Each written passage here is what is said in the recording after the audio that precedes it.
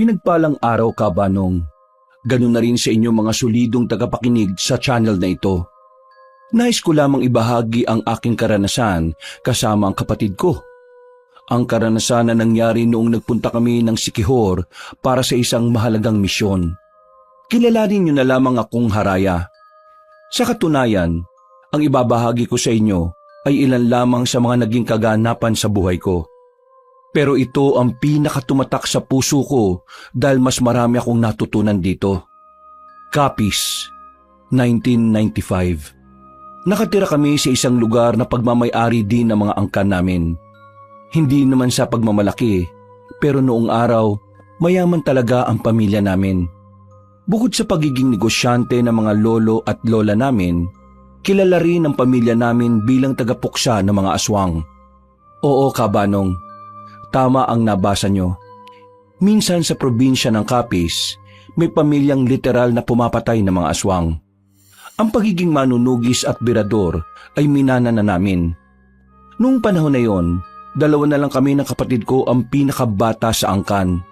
Kaya naman, isinabak na rin kami ng aming lolo para sa isang mahalagang misyon. Yun ay ang hanapin ng pinuno ng mga aswang na naninirahan naman sa probinsya ng Siquijor. Walang pagdadalawang isip naming tinanggap ang misyon. At dito na nagsimula ang hindi ko malilimutang karanasan. Ang sakit ng puwet ko, ate. Sobrang tagal kasi nating nakaupo eh. Ngayon, paan naman ang sasakit sa'yo? Kailangan natin maglakad. Wala tayong masasakyan.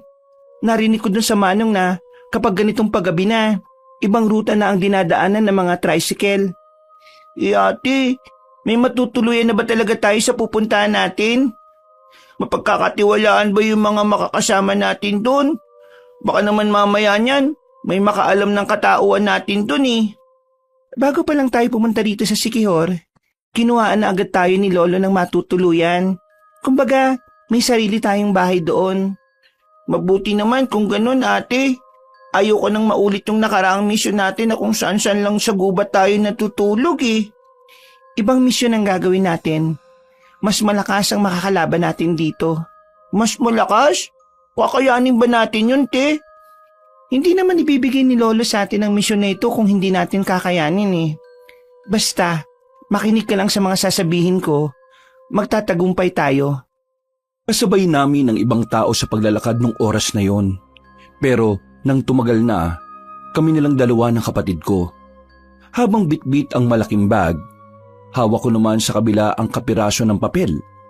Nakasulat doon ng lugar at eksaktong address ng titirahan namin. Binilisan na lang namin ang aming paglalakad. Mabuti na lamang at merong napadaan na isang tricycle. Pinakiusapan ko ang matandang driver. Ayaw pa niyang pumayag nung una. Pero nang dagdagan kong ibabayad ko sa kanya, bigla-bigla na lang niya kaming pinasakay. Kabanong, wala kaming ideya ng kapatid ko kung anong magiging buhay namin sa Siquijor. Pero dahil nga nasanay na kaming sumabak sa mga delikadong misyon, ay nasanay na lang din kami.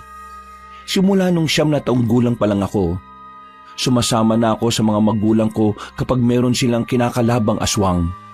Si Bembong naman, 1 taon pa lang din mula nang mag-umpisa siyang sumama sa akin. Lahat ng lakad namin, nagagawa naming maipanalo. Nasanay na nga lang kami sa mukha ng mga aswang noon. Maraming salamat po. Agad na humarurot ang tricycle. Ate, ang laki ng binayad natin tapos umayag kang hanggang dito lang tayo sa bungad. Sana ipinasok na niya tayo sa loob. Mareklamo ka talaga kahit na kailan. Magpasalamat ka na nga lang kasi nakarating na rin tayo sa baryong to. Samantalang yung ibang kasabayan natin, baka hanggang ngayon naglalakad pa rin sila. Tara na, pumasok na tayo. Kailangan na nating makausap yung matandang babae. Binilisan na lang namin ang paglalakad. Magagabi na rin kasi at kailangan na rin makapagpahinga kahit papaano. Nang marating na namin ang bahay na titira namin, ay napatigil kami sa harapan. Pinagmasdan ko ng maigi ang bahay. May 2 palapag. Simentado ang ibaba. Habang ang itaas naman ay yari na sa kahoy. Para sa aming 2 ni Bembong ay malaki na yon. Hanip talaga ang lolo.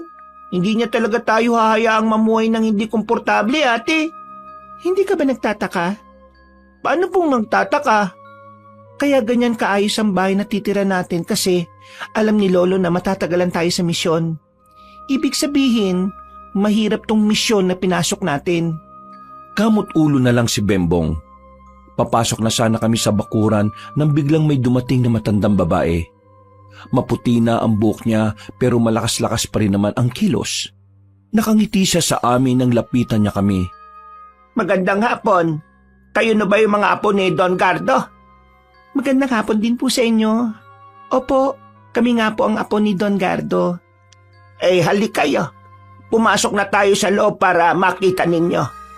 Pagkapasok nila sa loob ng bahay, Nilinis ko na ito nung nakaraang linggo. Pero nilinis ko ulit. Alam nyo kasi, mahalaga kasi sa akin ang bahay na ito kaya alagang-alaga ko. Kung hindi nyo na itatanong, si Don Gardo ay dati na rin namang tumira dito. May mga kasama siya noon, pero hindi ko naman kilala. Paano nyo naman po nakilala ang lolo namin? Taga-Kapis din kasi ako, iha. Magkaklase kami noon ni Don Gardo. Pero nang mag-asawa kasi ako, dito na ako sa Siquijor tumira. Dito na lang kami ulit nagtakbo ni Don Gardo. Ganun po ba? Mas maganda pa pala talaga na dito kami tumira kasi may kakilala pala ang lola namin dito. Iha, matanong ko lang, ha? Kayong dalawa lang ba talaga ng kapatid mo rito ang titira? Hindi nyo ba kasama mga magulang ninyo? Hindi po Nandito po kami kasi, may itatayo kasing negosyo si Lolo. Ako po ang magpapatakbo. Oo nga pala. Pamilya nga pala kayo ng mga negosyante. At ng manunugis po. Ha? Ano yon, iho? Huwag niyo po siyang pansinin. Minsan kasi papansin yan sigurado kong matutuwa ang batang yan dito. Maraming bata dyan sa labas kapag hapon. Ngayon kasi wala na, paggabi na kasi. Paano? Maiwan ko na kayo. Bayad naman na lahat. Kaya wala na tayong problema. Ang gusto ko lang, mapanatiling malinis ang bahay na ito. Kasi mas masarap huminga kapag wala kang nalalanghap na alikabok. Opo, makakaasa po kayo. Sakaling may mga katanungan kayo o may mga kailangan kayo, nasa kabilang bahay lang ako. Lakad ka lang dito ng kaunti. Yung pangatlong bahay na isang palapag lang pero mahaba, doon ako nakatira. kumaway pa sa amin na matanda. Inilapag na muna namin ang mga gamit sa gilid ng pinto. Sandali kong sinuyod ng tingin ng buong bahay. Kahit na may kalumaan na, nagmumukha itong bago dahil sa kalinisan nito. Ate, hindi natin natanong yung pangalan ng matanda. Si Aling Pina. Sinabi na sa akin ni Lolo yun. At siya nga pala, Bembong. Pigilan mo nga sarili mo na masabing manunugis tayo. Diyan tayo madadali sa ginagawa mo eh. Ay, pasensya na ate. Nadulas lang po talaga ang dila ko. Umayos ka ha. Seryosong misyon ito. Ito ang pinakamabigat nating misyon dahil pinuno ng mga aswang ang hahanapin natin dito. Kung nanggaling na pala si Lolo Gardo rito, bakit hindi pa nila tinalo yung mga aswang dito dati? Pampihira ka naman. Ang tagal na nung pumunta siya rito. Baka nga wala pa tayo sa mundo eh. Sadyang magkakilala lang talaga sila nila Aling Pina. O sige na, yakit na natin itong mga gamit natin para mamaya magpapahinga na lang tayo. Noong mga sandaling yon, magaan naman ang pakiramdam ko sa bahay Kabanong. Ramdam ko rin na mabuting tao naman si Aling Pina. Makalipas ang ilang minuto, naisalansan na namin ng maayos ang aming mga gamit. Bulagta kagad ang kapatid ko. Maaga siyang nakatulog dahil sa haba na rin ang biyahe namin. Habang ako, pinili kong magmuni-muni sa labas. Ugali ko na kasi talaga na kapag nasa ibang lugar ako, kailangan kong magmasid-masid sa paligid. Nang wala naman akong mapansing kakaiba, bumalik ako sa harapan ng pinto. Habang nakatambay doon, nakaramdam ako na parang may nakamasid sa akin. Hinawakan ko ang suot-suot kong kwintas. Sa puntong ito, kumpirmado ko nang may nakatingin sa akin. Sino yan? Nararamdaman kita. Nang makita ko na gumalaw ang halaman sa gilid, hindi na ako nagdalawang isip na puntahan yon. Kita kong may taong nagtatago roon. Hinabol ko yun. Isang lalaki. May katangkaran. Pero hindi ako nakaramdam ng takot. Nang maabutan ko siya, ay dinakma ko siya sa damit. Hinila ng malakas at binalandra sa lupa. Wag! Wag mo ako sasaktan! Wala akong masamang intensyon! Sino ka? At bakit ka nagmamatsak sa bakuran namin? Hindi ako nagmamatsyag! Nakatingin lang ako! Pareho lang yon, no? Magpakilala ka. Kung ayaw mong baliin ko itong buto mo. Aray! Wag! Una! Magpapakilala na ako! Buong pangalan. At kung anong ginagawa mo sa lipunan. Ha? Bakit ganun? Sumunod ka. Kung ayaw mong baliin ko talaga tong braso mo. Aray! Dandan! Aray! Ako si Jano. Nagtitinda ako ng uling sa palengke. Aray ko naman! Bakit ka nagmamatsyag? Hindi nga ako nagmamatsyag. Kukuha kasi sana ako ng tanglad sa likod ng bahay niyo. Pero nung makita kong may tao na, napatigil ako. Nakasilip lang ako sa halamanan kasi nakita kita. Nahiya akong lumapit Palagi kasi ako nakuha ng tanglad sa likod bahay ninyo. Kahit itanong mo pa kay Aling Pina, sa kanya nga palagi ako nagpapaalam Mapapatunayan mo ba yung sinasabi mo? Oo, kung gusto mo, samahan kita sa bahay niya Itanong pa natin sa kanya. Para makasiguro akong totoo nga ang sinasabi niya, agad ko siyang binitiwan. Tinulak ko siya para mauna ng maglakad. Ilang minuto lang, narating na rin namin ang bahay ni Aling Pina. Sakto naman na nasa bakuran lang ang matanda habang kumukuha ng mga sinampay na damit. Bakit? Anong meron? Nakita ko kasi ito na pasilip-silip po sa labas ng bakuran namin Naginala ko sa kanya na baka may masama siyang binabalak. Gusto ko lang pong malaman kung kilala niyo po siya. Kilala ko siya. Si Jano. Palagi siyang nagpapaalam sa akin na kukuha ng tanglad sa likod bahay. Aling Pina, grabe naman pala itong bagong nakatira doon. Parang Amazona. Muntikan pa ako mabalian ng buto O naniniwala ka na ba? Sige, naniniwala na ako. Pero hindi mo ako masisisi kung bakit ganun ang ginawa ko sa'yo. Pasensya na. Hindi ko rin kasi talaga alam ang gagawin ko Kung nagpakita naman kasi ako kanina, para lang sa tanglad. Baka rin hindi maging maganda ang isipin mo sa akin. Lalo na, hindi mo naman ako kilala. Pasensya na rin kung nasaktan kita. Sa susunod, kapag hingi ka ng tanglad, magsabi ka na lang saglit at pumunta ka na lang sa likod ng bahay. Basta, wag lang sobrang gabi yan naman pala Ayos na. Jano nga pala pangalan ko. Doon lang ako nakatira sa kabila. Matagal na ako dito. Dito na ako lumaki. Haraya naman ang pangalan ko. Kararating lang namin kanina. Aling Pina, sila ba yung sinasabi nila mag-joko na magtatayo ng negosyong sagingan? Oo, sila nga yon. Sakto. Kami pala yung pagkukuhanan nyo ng saging. Yung airpot ko, may malawak na taniman ng saging Saan ba kayo magtatayo ng tindahan? Hindi tindahan, kariton. Mas naisip ko kasi na maganda ang kariton. Para mas maraming tao ang pwedeng bumili. Kung nasa isang lugar kasi, kakaunti lang ang makakabili. Kariton? Seryoso ba? Kung sabi kasi nung nakaraan, malaking pera yung binagsak nyo kay airpot.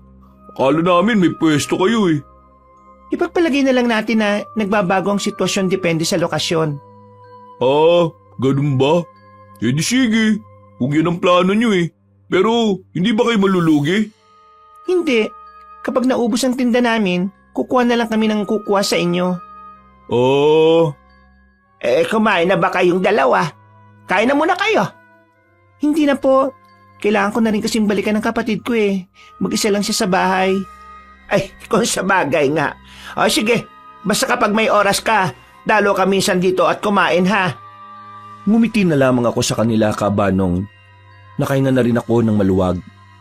Buong akala ko kasi ay may aswang agad na makakaalam na dumating na kami sa Siquijor. Mabilis na dumaan ang mga araw.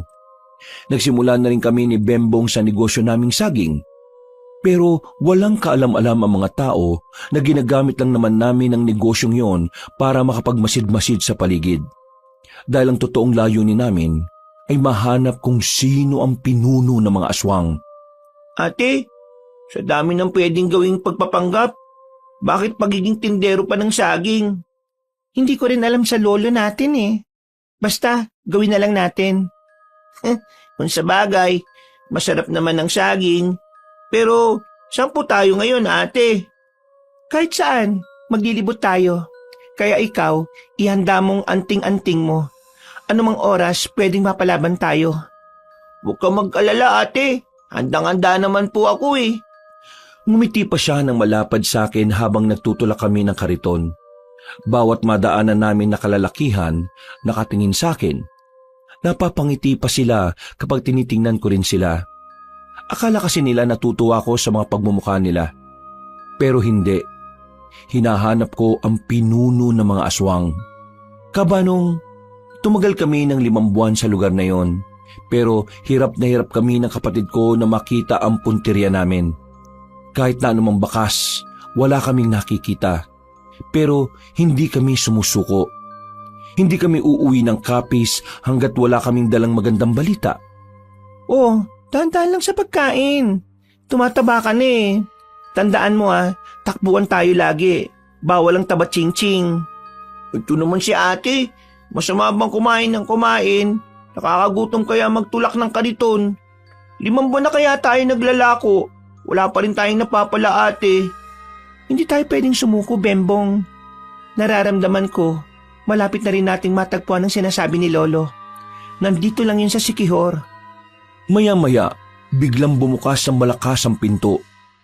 Araya! Araya! Napalingon kami kay Jano na akala mo nakatira din sa bahay. Sa halos 5 buwan na kasi naming magkakilala, tila naging kampante na siya sa amin. Kahit na wala siyang kaalam-alam kung ano ba talaga kami. Araya! Sama ka mamayang gabi! Hindi pwede. Di ko pa nga sinasabi kung saan ayaw mo kaagad.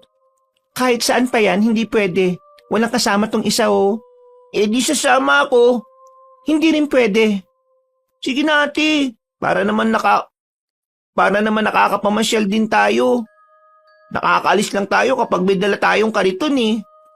Oo nga naman, maawa ka naman sa kapatid mo. Ang liit pa dyan pero pinagtutulak mo na ng kariton. Hindi nga pwede. Ito naman, sige na, minsan lang. Kuya Jano, saan ba tayo pupunta? Sa plaza lang naman mamayang gabi. Pista kasi sa plaza ngayon Ang saya dun, marami kang malalaruan. May perya, may mga kung ano-anong mabibili. May perya? Oo, meron. Kaya nga gusto ko, kasama ka para kahit papano mas masaya. Oh, ate, anong gagawin mo? Magpipihis na. Magpiperya, di ba? Tingnan mo to, nakarinig lang ng perya, nagbihis ka agad. Mamayang gabi pa tayo aalis, no? 3:00 pa lang ng hapon Napailing na lamang ako, Kabanong. Pero wala na rin naman akong magagawa nun kundi ang maghintay. Para malibang, pag-alis ni Jano itinuon ko na lang ang atensyon ko sa sandata ko. Nilinis ko ang espadang ilang buwan nang nakabalot sa makapal na tela. Hinawakan ko ang kwintas ko, ang anting-anting na palagi kong kasama sa lahat ng aking laban. Dahil sa kwintas na yon, nagagawa kong matalo kahit pa ang malalakas na aswang. Napangiti na lang din ako pagsilip ko sa sala. Nakita ko si Bembong na abala sa nilalaro niya. Kahit na ganap na manunugis na ang kapatid ko, hindi ko pa rin ipagkakait sa kanya ang maging normal na bata. Mabilis na lumipas sa mga sandali at sumapit na nga ang kinagabihan. Mula nang dumating kami roon, yun ang unang beses na lalabas ako ng bahay nang walang kinalaman sa misyon namin. Naisip ko rin kasi na minsan, mas maganda nang nililibang namin ang sarili namin sa ibang bagay. O ano, may mga dala na ba kayong barya? Bakit kailangan ng barya? Kailangan ng barya, ng pera. Kasi di ba maglalaro kayo sa perya at marami tayong mabibili doon kasi mura ang mga paninda. Kaya dapat magdala kayo ng pera. Bembong, kunin mo nga ang pitaka. Pagkakuha ni Bembong ng pitaka ko, ay agad na rin kaming umalis. Hindi ko may kakaila ang saya ko habang naglalakad kami papuntang sasakyan. Hindi naman nagtagal ang binyahe namin dahil wala pang ang 5 minuto. Mas mabilis pa nga sana kung walang gaanong lubak. Pagdating namin sa plaza, bigla na lang akong nakaramdam ng hindi tama, Kabanong. Parang ang bigat ng aura ng paligid. May nararamdaman akong hindi ko may paliwanag. Yung pakiramdam na parabang alam mong merong negatibong enerhiya sa paligid. Nakatinginan kami ni Bembong. Kahit si Bembong ay nararamdaman din yon dahil sa suot-suot nitong anting-anting. Pero mas pinili muna naming magpatay mali siya dahil kasama namin si Jano. Hindi namin pwedeng ipahalata sa kanya na may misyon kami at lalong-lalo na kung sino kami. Dahil sa nararamdaman naming presensya ng aswang sa paligid, hindi na kami naging masaya ni Bembong sa ginagawa namin. Kung tutuusin, dapat abot langit ang kaligayahan namin nung oras na yon. Pero pareho kami ng kapatid ko na nagtataka kung bakit merong aswang doon. Makalipas ang halos 1 oras, hindi na talaga kami nakatiis ni Bembong. Habang tuwang-tuwa si Jano sa nilalaro niya, palihim kaming umalis ng kapatid ko. Nagtago kami sa likuran ng isang tolda. Hinawakan namin ang sarili naming anting-anting. Hinawakan namin ang anting-anting at pumikit ng sandali. Ginagawa namin ito kapag gusto naming alamin kung saan naroroon ang aswang. Ate, nandun siya. Oo, pero hindi tayo pwedeng basta nalang lumapit. Maraming tao, may makakakita sa atin. Anong gagawin natin, ate? Hintayin lang natin siyang umalis. Susundan natin siya kung saan siya pupunta. At baka malaman pa natin kung nasaan ang iba pa niyang mga kasama. Naging kalmado na lang kami magkapatid. Pero pasimple na rin kaming lumapit sa kinaroroonan ng aswang na nararamdaman namin.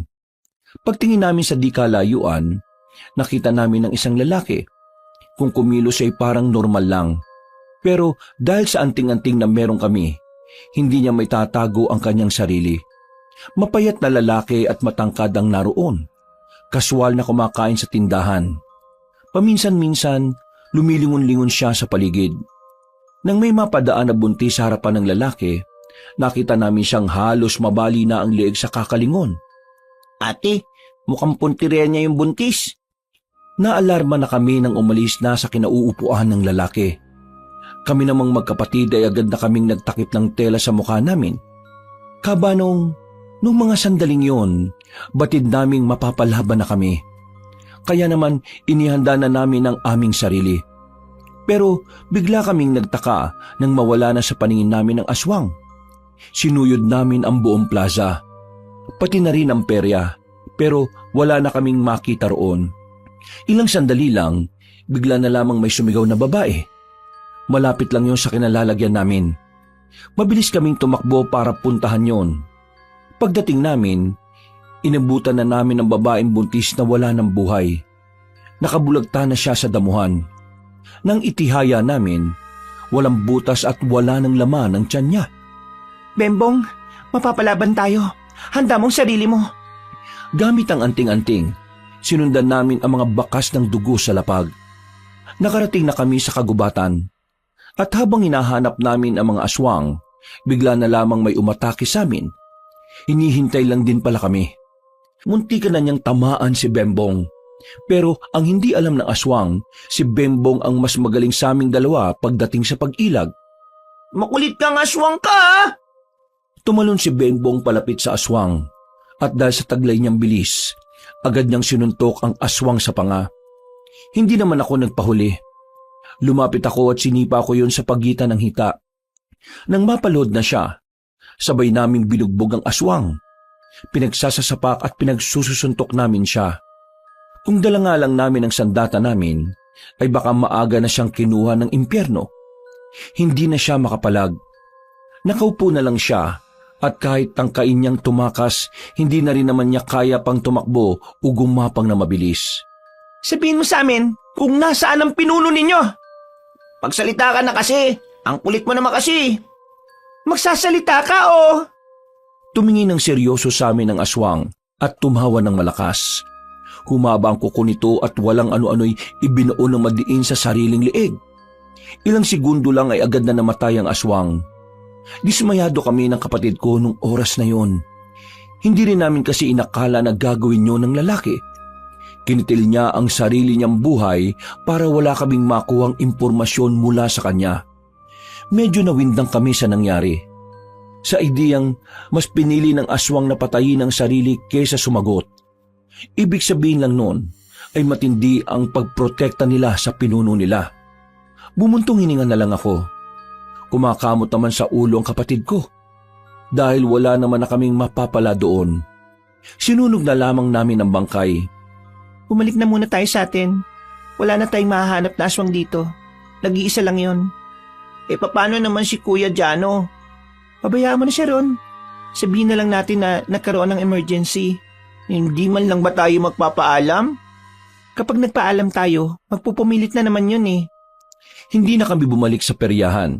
Nilisan na rin namin ang lugar na yon. Nakahanap naman kagad kami ng masasakyan nang makita namin ang ibang nakapila na tricycle. Nakabalik naman kami ng maayos sa aming bahay. Nakatulog agad si Bembong dahil sa pagod, na parabang wala itong kinalaban na aswang. Ako naman, nagmuni-muni naman ako sa tapat ng bahay habang kumakain ng natirang saging. Noong mga sandaling yon, ay hindi ko inakalang pupuntahan ako ni Jano. Ang buong akala ko kasi, nagbabad pa siya roon. Lumapit siya sa akin. Inabot niya ang isang babasaging pitsil. Nasa loob ang tubig. Kumuha ka na lang. Hindi naman ako nahingi ng tubig eh. Para sa'yo yan. Para sa akin. Oo, napalanunan ko kanina sa perya. Sigurado ka? Sa'yo na lang. 10 ganyan kasi ang naiuwi ko eh. 10? Grabe ka naman. Wala eh. Swerte eh. Ay teka, bakit na pala kayo umuwi nang hindi man lang nagpapaalam sa akin? Sumakit kasi ang tiyan ni Bembong kanina. Kaya ayun, nagmamadali kaming makauwi para makadumi siya. Pasensya ka na. Hindi. Ayos lang naman. Wala kang dapat hihingi ng pasensya. Mas mahalaga pa rin ang kalusugan ng bata, no? Mabuti naman at naiintindihan mo. Pero, alam mo ba kung anong nangyari sa plaza? Ano? Sa may bandang likuran ng plaza, sa liblib na lugar, meron dong natagpo ang patay. Isang babae. Tapos, wakwak daw yung tiyan eh. Buntis daw yung babae. Ang hinala ng iba, nako, inaswang. Nakakatakot no? Naniniwala ka sa aswang? Oo naman, naniniwala ako dun. Ang dami kayang aswang dito dati. Alam mo kung saan merong aswang? Malamang hindi. Takot nga ako sa aswang eh. O sige, umuwi ka na sa inyo. Baka mamaya kainin ka pa ng aswang sa daan. Uy, para tong sira. Sige na nga, uwi na ako. Yung pitsil ingatan mo Naglakad na paalis si Jano. Napatingin na lamang ako sa hawak-hawak kong pitsil. Napapangiti na lang ako dahil sa buong buhay ko, wala ko natatanggap na ganoon sa kahit na sino. Kinabukasan, maaga kaming gumising ni Bembong. Nakahanda na ang kariton namin na may saktong karga ng mga saging. Dahil kasi sa nangyari sa plaza, mas lalong lumakas ang paniniwala naming magkapatid na malapit na naming makita ang pinuno ng mga aswang. Dakong 8:00 ng umaga, nakaalis na rin kami sa baryo. Tulak-tulak ang kariton, kung saan-saan na naman kami gumala. Sobrang layo na nang narating namin, hanggang sa may mapuntahan na naman kaming isang baryo. Katamtaman lang naman ang laki ng baryo na yun. Ate, parang wala naman pong aswang dito eh. Hindi naman nagiging aktibo yung anting-anting ko. Hinaamoy yung boses mo. Mapapahamak tayo sa ginagawa mo eh.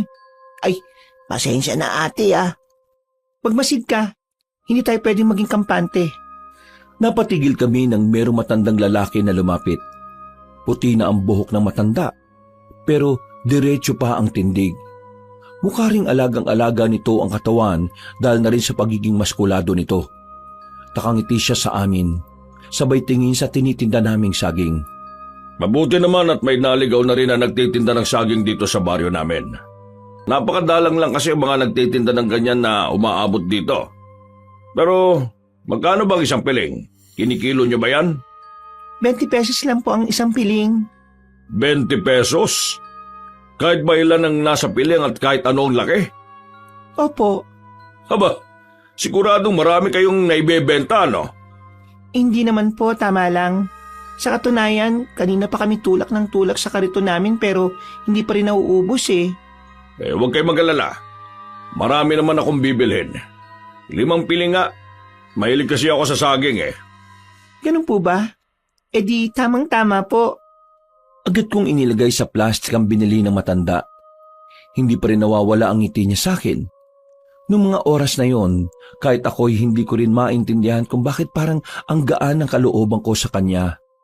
Maging si Bembong din na hindi naman masyadong nakikipag-usap sa matatanda, parang komportable rin siya roon. Alam niyong dalawa, ang mga kagaya niyo ang may pag-asang umunlad. Kasi ang mga kagaya niyong masisipag, kayo ang mga dapat tularan eh. Maraming salamat po. Pero masaya na po kami na meron na kaming nakakain sa pang-araw-araw. Napangiti na lang ako sa sinabi ni Bembong. Hindi dahil natutuwa ako. Sadyang masaya na rin ako na nagagawa na rin niyang magpanggap sa ibang tao para lang hindi malaman ang katauhan namin. Dapat ang isang tao, hindi nakukontento kung ano lang ang meron siya ngayon. Dapat mas nagsisikap tayo para umunlad. Hindi po kayo maintindihan ng batang yan. Puro kalokohan lang pong nasa isip niyan eh. Ganyan naman talaga ang mga bata. O sige na, mauna na ako at kakain pa ako ha. Maglibot-libot lang kayo rito at baka meron pang bumili. Marami sana kayong mabenta. Kumuhay pa siya sa amin na parabang sobrang tagal na niya kaming kilala. Ate, tingin ko kilala ni Lolo yun. Anong kilala? Paano mo naman nasabi? Magaan ang loob natin sa kanya eh. Diba ganun ka rin naman? Oo, magaan nga. Hindi ko nga rin alam kung bakit eh. Baka siguro mabait talaga siya sa tao. Ganun naman kasi yon. Kapag mabuti kang tao, sa kahit sino makakausap mo matutuwa sa'yo. Bakit ako? Mabuti naman po akong tao pero lagi mo akong pinapagalitan. Ay naku, ewan ko sa'yo. Tara na nga, magtulak na tayo. Pinagpatuloy namin ang pagtutulak ng kariton. Nang madaanan namin ng ibang bahay, nagsilapitan ang iba. May mga nag-aagawan pa. Meron pang nagkagalit para lang makipag-unahan. Noong mga sandaling yon, hindi ko maintindihan kung bakit parang sobrang mahalaga sa kanila ang saging. Pero kahit na ganon, pinagbentahan na lang namin. Naisip ko na lang na baka totoo nga ang sinasabi ng matandang lalaki na madalang lang talagang may nagpupunta roon para magbenta ng saging. Ate, mga unggoy ba sila? Tingnan mo 5 piling na lang natira. Nag-aaway pa yung 3 bumili. Shh! Huy! Pipik mo! Ikaw talaga bata ka. Ay, pasensya na po. Bumuntong hininga na lang ako. Paubos na kasi ang tinda namin at kapag naubos yon, wala na kaming maaaring gawing pamorma para itago ang tunay naming pakay. Kaya naman naisipan ko ng dagdagan ng tinda namin sa mga sumunod na araw. Bagsak lang din naman ng bagsak si Jano ng saging sa amin kaya tuloy-tuloy ang benta. Sa mga nakalipas na araw ay mas napadalas ang pagdaan namin sa baryo ng Makopa. Ang baryong yun ang unang baryo na kinatuwaan namin ni Bembong. Yun yung baryo na palaging tuwang-tuwa kapag dumadaan kami. Doon din ang baryo na tinitirhan ng matandang si Aduhay, ang matandang lalaki na unang nakausap namin doon. Hindi ko alam kung ano ang meron sa baryong yon, pero paulit-ulit kaming nagpupunta ng kapatid ko doon para lang masuplayan sila ng saging. Habang ginagawa namin kasi yon, pakiramdam ko ay nagkakaroon din ng saysayang misyon namin. Ate, ubos na naman tong nasa karito natin. Ang dami na naman natin pera. Hindi naman natin kailangan yan eh. Ang kailangan natin, mahanap yung pinuno ng mga aswang. Akala mo ba hindi ko iniisip yan? Bakit ba kasi natin sila laging binibentahan? Kahit ako, nagtataka na rin eh. Kasi parang di kompletong araw natin pag di tayo dumadaan sa kanila. Bembong, wala ka bang nararamdaman na kakaiba sa baryo ng Makopa? Paano kakaiba ate? Kakaiba? Basta, kakaibang pakiramdam. Wala naman ate. Magiging aktibo naman itong anting-anting kung may panganib sa paligid eh. Ikaw, may nararamdaman ka rin ba? Wala. Magaan din ang pakiramdam ko. Wala rin naman sinasabi ang anting-anting ko kung may dapat tayong ikabahala. Ibig sabihin lang nito ate, Hindi ang baryo ng Makopa ang dapat natin pinag-aaksayan ng oras. Napaisip din ako sa sinabi ng kapatid ko. May punto siya. Tama siya sa sinasabi niya. Pero kahit na ako man din, nahihiwagaan na sa nararamdaman ko. Para kasing unti-unti na rin akong nagkakaroon ng pakialam sa mga taong naroon. Nang makauwi kami sa baryo namin, isang lalaki ang aksidenteng nasagi namin ng kariton. Dumaan kasi yung gulong sa lubak. Sumakto naman na may napadaan kaya hindi na namin napigilan. Hindi naman kalakasan ng pagtama, pero munti ka nang matumba ang lalaki nang mawalan nito ng balanse. Uy! Bulag ka ba? Pasensya, hindi ko sinasadya. Ngalay na kasi yung kaliwang braso ko kaya hindi ko makontrol ng maayos yung kariton eh. Alam niyong may dadaan eh. Sa puntong yun, ramdam ko nang mapapaaway talaga ako. Iba ang tabas ng dila ng lalaki. Ramdam ko ang kaangasan sa kanya. At dahil pinalaki kaming palaban ng mga magulang at angkan namin na lihitimong manunugis, hindi ako nagpatinag sa kanya. Kung nakita kitang biglang lumitaw, di sana mas nilakasan ko pa. Anong sinabi mo? Kuya, wag po muna kayong magalit. Mapag-uusapan naman po natin. Hindi ka ang kinakausap ko ha. Ayusin mo yung sinasabi mo sa bata ah. Nasa tamang edad ka na, pero para kang batang nagmamaktol. Humingi na nga ako ng paumanhin sa'yo eh. Ano pa bang gusto mong gawin ko? Huwag kang mag-angas. Kababae mong tao eh. Ikaw unang nag-angas eh. At para sabihin ko sa'yo, hindi lang lalaki ang pwede mag-angas. Kahit sino pwede. Aba, ikaw na itong nakasagi, ikaw pa itong mayabang. Sino ka ba? Tagasan ka ba? Hindi mo ba ako kilala? Hindi kita kilala at hindi ako interesado. Matagal na ako dito. Kilala ako dito bilang tama na yan. Napalingon sila sa matandang lalaki na kararating lang din. Lumapit sila sa amin habang hawak-hawak ang isang tungkod na parang hindi naman niya talaga kailangan. Malakas pa rin naman kasi siya at hindi naman uugod-ugod. Miss, magpasensyahan mo na itong apo ko ha.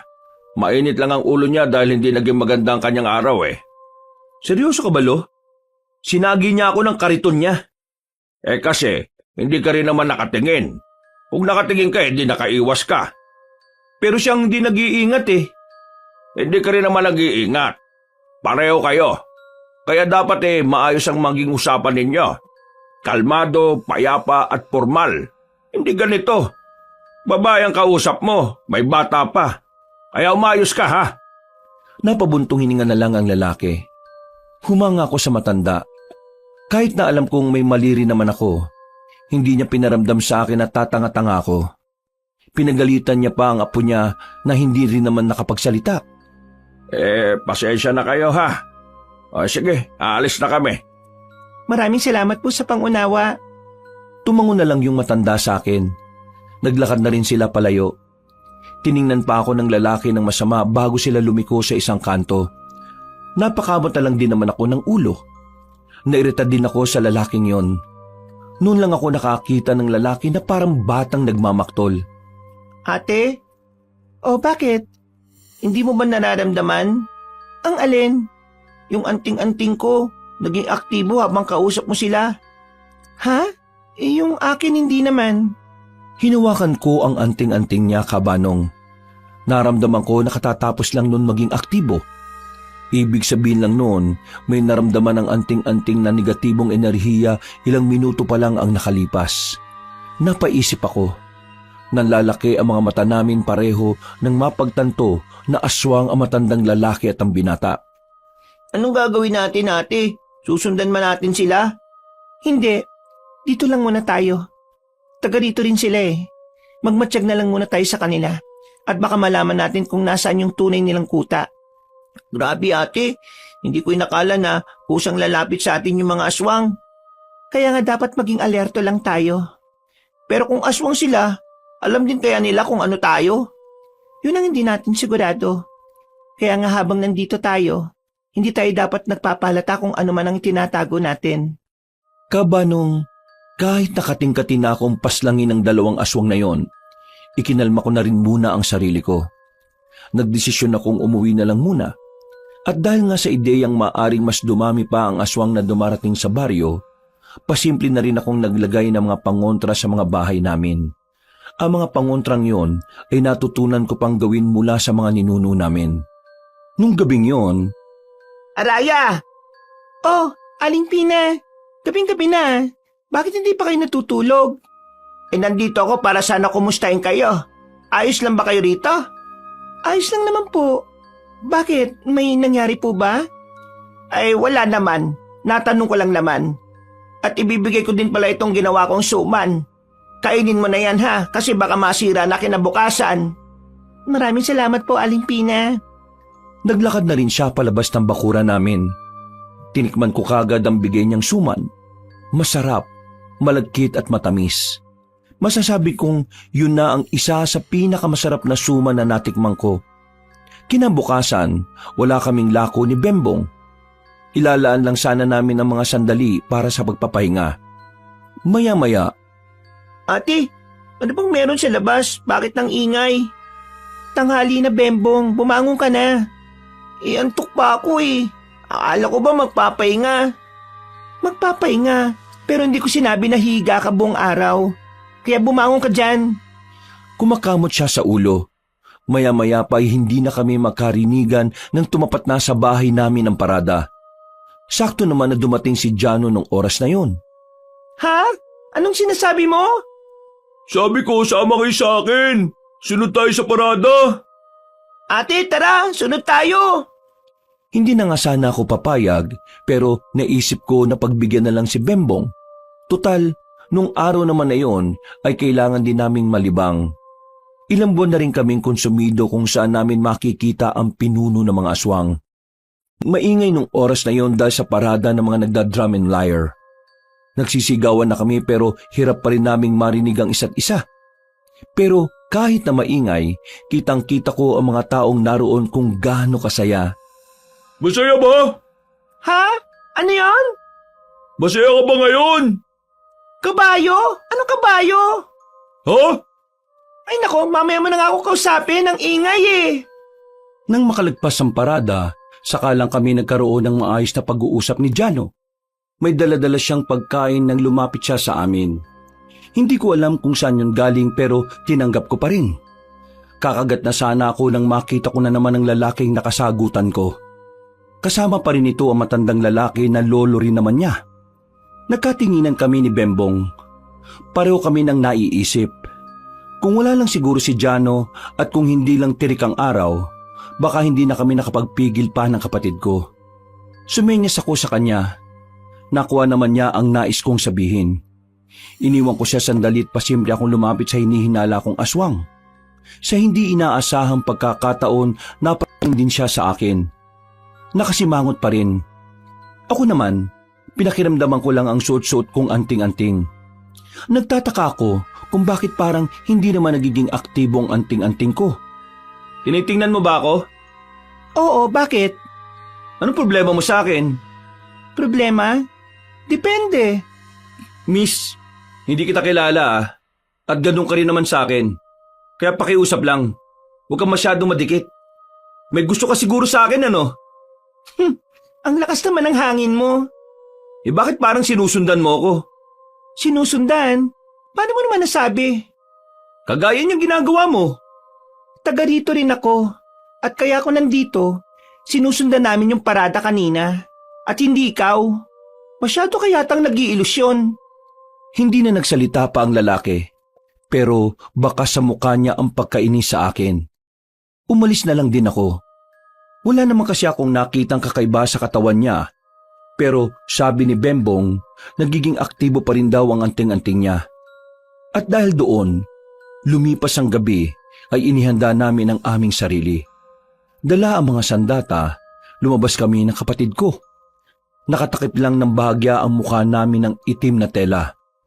Nalaman ko ang tirahan na maglolo. Kaya naisip namin ni Bembong na perpektong pagkakataon na yon para atakihin ang dalawa. Nagmamadali kaming naglakad palapit sa bahay. Tahimik na ang gabi. At ang tanging maririnig na lamang ay ang mga kuliglig. Nang ilang metro na lang ang distansya namin, nakita namin silang dalawa na lumabas. Nagmamadali silang naglakad. Mahusay kami pagdating sa pagsunod kaya hindi nila naramdaman ang presensya namin. Nakarating na kami sa kagubatan. Nakita namin tila meron silang hinahanap. Bumilis ang kanilang lakad. Parang naramdaman na rin nila na may sumusunod sa kanila. Kaya nang lumiko sila, hindi na namin sila nakita. Bigla na lamang silang nawala na parang bula. Ang bira ate, nawala na sila. Ang bagal kasi nating maglakad eh. Saan ka nakakita ng sumusunod na mas mabilis pa kaysa sa sinusundan?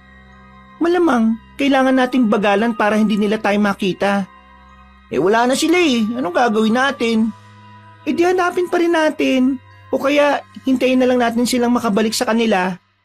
Baka kasi, alam na nilang nakasunod tayo. Kaya baka hindi na rin sila bumalik sa bahay na yon. Kung yung dinadaldal mo, tinutulungan mo ako mag-isip kung saan mas magandang hanap, di mas maganda sana. Tingin ko, dito maganda ate. Tinahak namin ang direksyon na tinuro ni Bembong. Wala kaming dalang kahit na anong ilaw ng mga sandaling yon. Kaya hindi maiiwasan na sumabit kami sa kung saan-saan. Pero dahil sanay na sanay naman kami sa gubat, madali naman naming nalalagpasan yon. Sa kalagitnaan ng paghahanap namin sa dalawa, nakaramdam na kami ng hindi pangkaraniwang presensya. Nagiging aktibo na rin ang anting-anting namin. Kaya naman hinugot na rin namin ang espadang daladala namin. Nakiramdam muna kami sa paligid. Mga ilang sandali lang, nagulat na lang ako nang biglang may humila na sa paa ko. Pero agad ko yung tinaga ng espada ko. Nabitiwan niya ang paa ko. Dahil alanganin ang lagay namin sa parting yun ng gubat, mabilis kaming tumakbo ni Bengbong hanggang sa makarating na kami sa parting walang gaanong puno. Sa puntong yun, may nakikita na kaming mga aswang. Nasa 7 sila. At base sa mga karanasan namin sa aswang, iba ang mga aswang na yun. Hindi sila gaya ng mga nakakalaban namin sa Kapis. Ate, iba talaga yata ang aswang sa kada probinsya. Hindi ko alam kung anong aswang to eh. Huwag ka masyadong madaldal. Ituon mo lang ang atensyon mo sa mga kalaban natin. Muling umatake sa amin ang mga aswang. Kahit naiilagan namin ang mga pag-atake nila, ay aminado kong maliliksi talaga sila. At para bang may mga alam din sa pakikipaglaban. Yun ang unang beses na nakainkwentro kami ng aswang na para bang kagaya lang din namin ang husay. Kaya nung mga sandaling yon, mas nag-ingat kami ng kapatid ko. Hindi namin minaliit ang kalaban namin. Kay Mang! Ay, aagulat ka naman ate. Hindi ka ba tumitingin sa likuran mo? Umayos ka nga. Huwag ka mag-alala ate. Hindi naman ako mapapahamak eh. Ay naku, kampante ka masyado. Baka ikaw pa mauna sa akin eh. Muli kaming nagdikit. Pumapalibot na sa amin ang mga aswang habang paikot-ikot sila. Nakita kong medyo mahihirapan kami sa mga yon kung hindi namin siseryosohin ang nangyayari. Kaya naman hinawakan ko na ang aking anting-anting at lihim na bumulong. Walang ano-ano ay kaagad na dumalaw ang kakaibang enerhiya sa buong katawan ko. Mabilis kong tinakbo ang nasa harapan ko. Hindi na malaya ng mga aswang ang paglapit ko kaya pinagtatataga ko sila. Sumunod din naman sa akin si Bembong.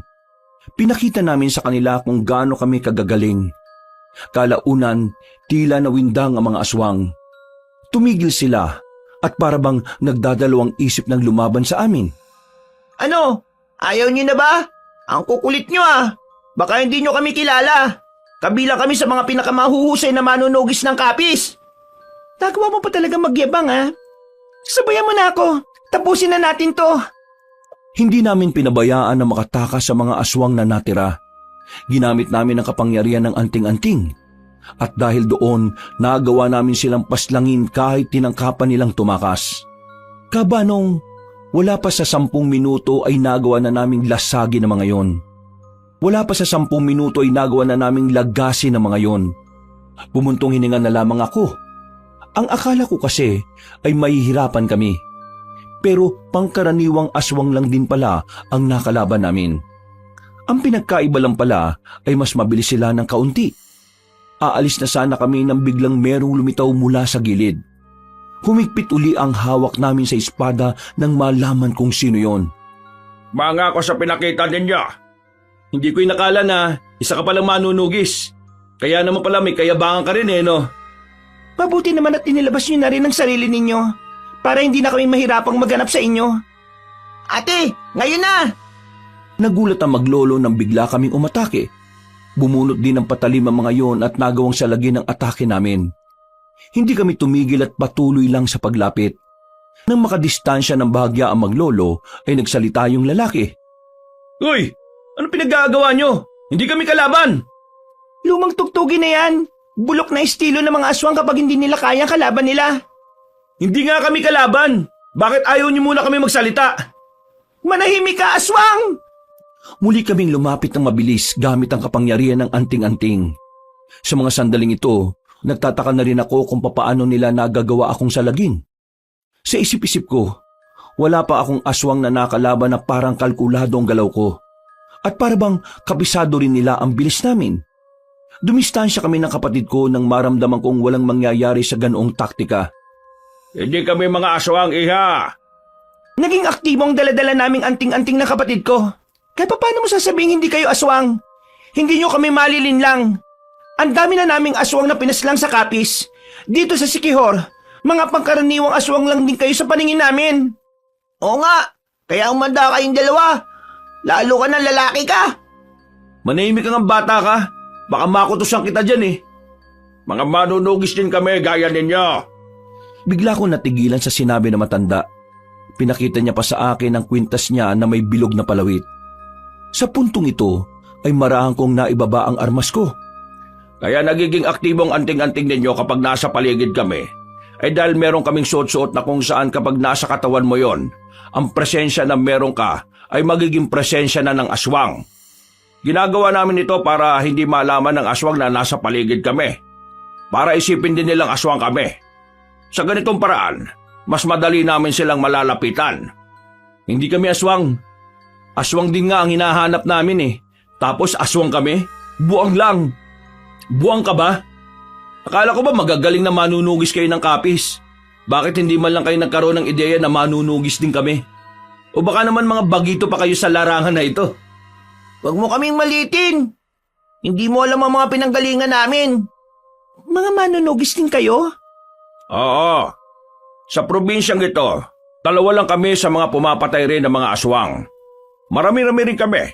Pero wala kaming pagkakaisa kaya watak-watak naming tinutugi sa mga kalaban. Sa puntong ito ay naging kalmado na rin ako. Nang masiguro kong mga manunugis rin sila, ay ibinalik ko na sa tagiliran ko ang espada ko. Sinenyasan ko na rin ang kapatid ko at sinunod din naman niya ako kagad. Dahil napaslang nyo naman ang mga dapat ay papaslangin namin, wala na rin kaming gagawin. Ngayon, pwede ko ba kayong maimbitahan sa bahay ko? Baka may mga bagay kayong nais malaman tungkol sa mga aswang sa Sikihor. Hindi na ako tumanggi pa. Para kasi sa akin noon, mas maganda na may makausap kami na kagaya nila at baka may masaga pa kaming mahalagang impormasyon. Bumalik kami ng baryo. Sa bakuran kami nagharap-harap. Kahit na nakasimangot sa akin yung binata, hindi ako naiilang. Wala akong pakialam sa kanya ng mga sandaling yon. Ang mahalaga, kung anuman ang mga malalaman namin. Pasensya na at ito lang ang kaya naming ihain ha. Hindi kasi kami nakapagluto kanina eh. Wala namang problema. Nandito lang naman kami dahil tingin ko, tutulungan nyo kami. Bago natin simulan, nais ko muna magpakilala. Ako si Pedrino. At ito naman ang apo kong si Dingdong. Ang galing ate, siya si Dingdong, yung artista. Kaso, siya si Dingdong Guantes, yung sinusuot sa kamay. Ako nga pala si Haraya. Ito naman kasama ko ay kapatid ko, si Bembong. Kung nagtataka kayo at bakit bata pa lang ito pero manunugis na, sangkan namin sa kapis, bata pa lang kami sinasanay na kaming humawak ng mga sandata para labanan ng mga aswang. Nakakahanga kayong dalawa. Pero, kayo ba ay narito para puksain din ang pinuno ng mga aswang? Oo, yun na nga ang pakay namin dito. 5 buwan na kami sa probinsyang ito pero wala naman kaming makita. Pinadala kami ng lolo namin dito dahil malaking banta raw ang aswang na yon. Ang totoo niyan, pareho lang tayo ng layunin. Hinahanap din namin ng mga aswang. Lalong-lalo na ang kanilang pinuno. Iha, kung gusto mo, magtulungan na lang tayo. May sarili kaming layunin at paniniwala sa misyon na ito. na alam kong maaari makaapekto sa pagiging trabaho ng isa't isa. May kanang kamay ang pinuno ng mga aswang. Kanang kamay? Oo. At siya ang una naming tinutugis. Dahil minsan na rin namin siyang nakalaban. Malakas siya, mabilis, magaling din sa pakikipaglaban. Kapag nakuha natin siya, malaki ang tsansa na malaman na rin natin kung nasaan ang pinuno ng mga aswang. Lo, wag na natin pilitin kung ayaw. Baka umayag pa yan eh. Ding Dong, alam mong hindi rin naman natin kakayanin kung tayo lang. Kailangan natin ng magagaling na gaya nila. Nakakalimutan mo na ba sa Kapis nagmula ang magagaling na manunugi sa bansang ito? Makikipagkaisa kami, pero sa isang kondisyon. At may kondisyon pa talaga ah. Ano bang kondisyon? Kami ang masusunod sa magiging lakad natin. Ano ka, sinuswerte? Gagawin mo kaming bata-bata mo? Kagaya nga na sinabi ko, iba ang paraan namin ng pagtugis. Mas mabilis kaming magtrabaho. Wala nang tsetche-buretche. Sinasabi ko lang naman na gusto ko kami ang masunod para sa ilang sitwasyon na kailangan nating magdesisyon. Kung ayaw nyo, wala naman din problema sa akin. Kasi kahit kaming dalawa lang ng kapatid ko, kaya naman namin. Yabang talaga eh. Okay, sige. Papayag kami sa gusto mo. Lo, may lagnat ka ba? Bakit ka papayag? Kailangan natin ang makakatulong sa laban. Kung ano man ang inis na nararamdaman mo, pagpaliban mo na muna. Lalo na ngayon, hindi natin alam kung kailan sila nagiging onggoyo. Onggoyo? Anong onggoyo? Hindi ba to nabanggit ng sinasabi mong lolo? Wala siyang binanggit sa akin. Ang sabi niya lang ay may malakas na aswang dito sa Siquijor na kailangan mamatay. Ang onggoyo ay isang uri ng aswang na may kakayahang magpalit ng anyo bilang mabangis na unggoy. Aswang na may kakayahan na maging mabangis na unggoy? May ganon? Manunugis kayo pero hindi nyo alam ang lahat ng uri ng aswang?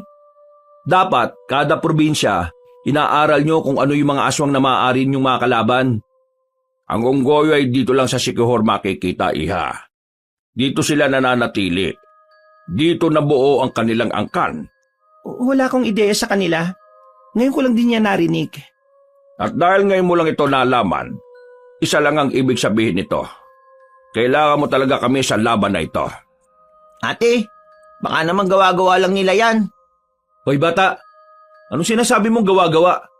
Mas matagal na kami sa mundo kaysa sayo, no? Kaya alam namin ang bagay na to. Mas matanda ka pa po pala sa akin. Pero para ka pong bata eh. Ang ingay mo.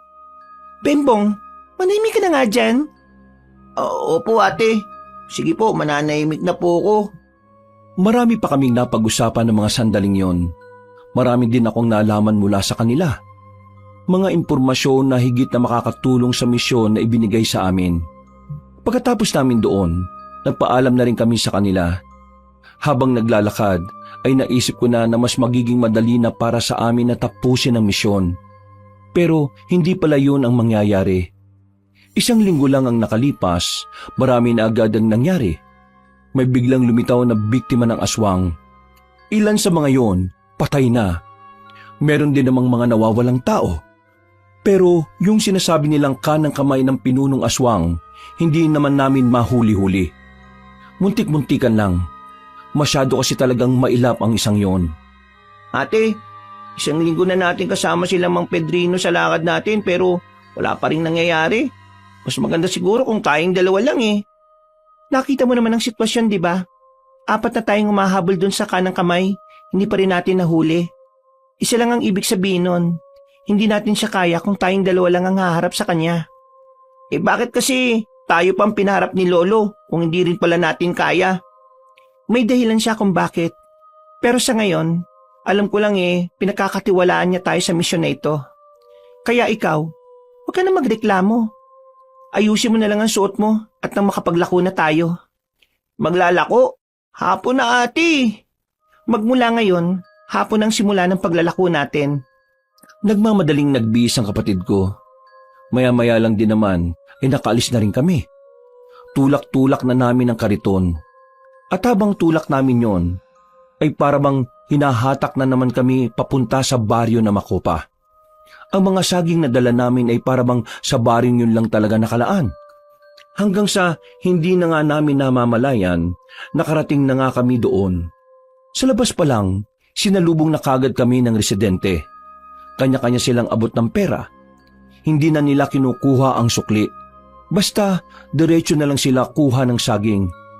Tumigil lang ang mga nagkakagulo nang dumating na si Mang Aduhay, ang pinakasuki namin.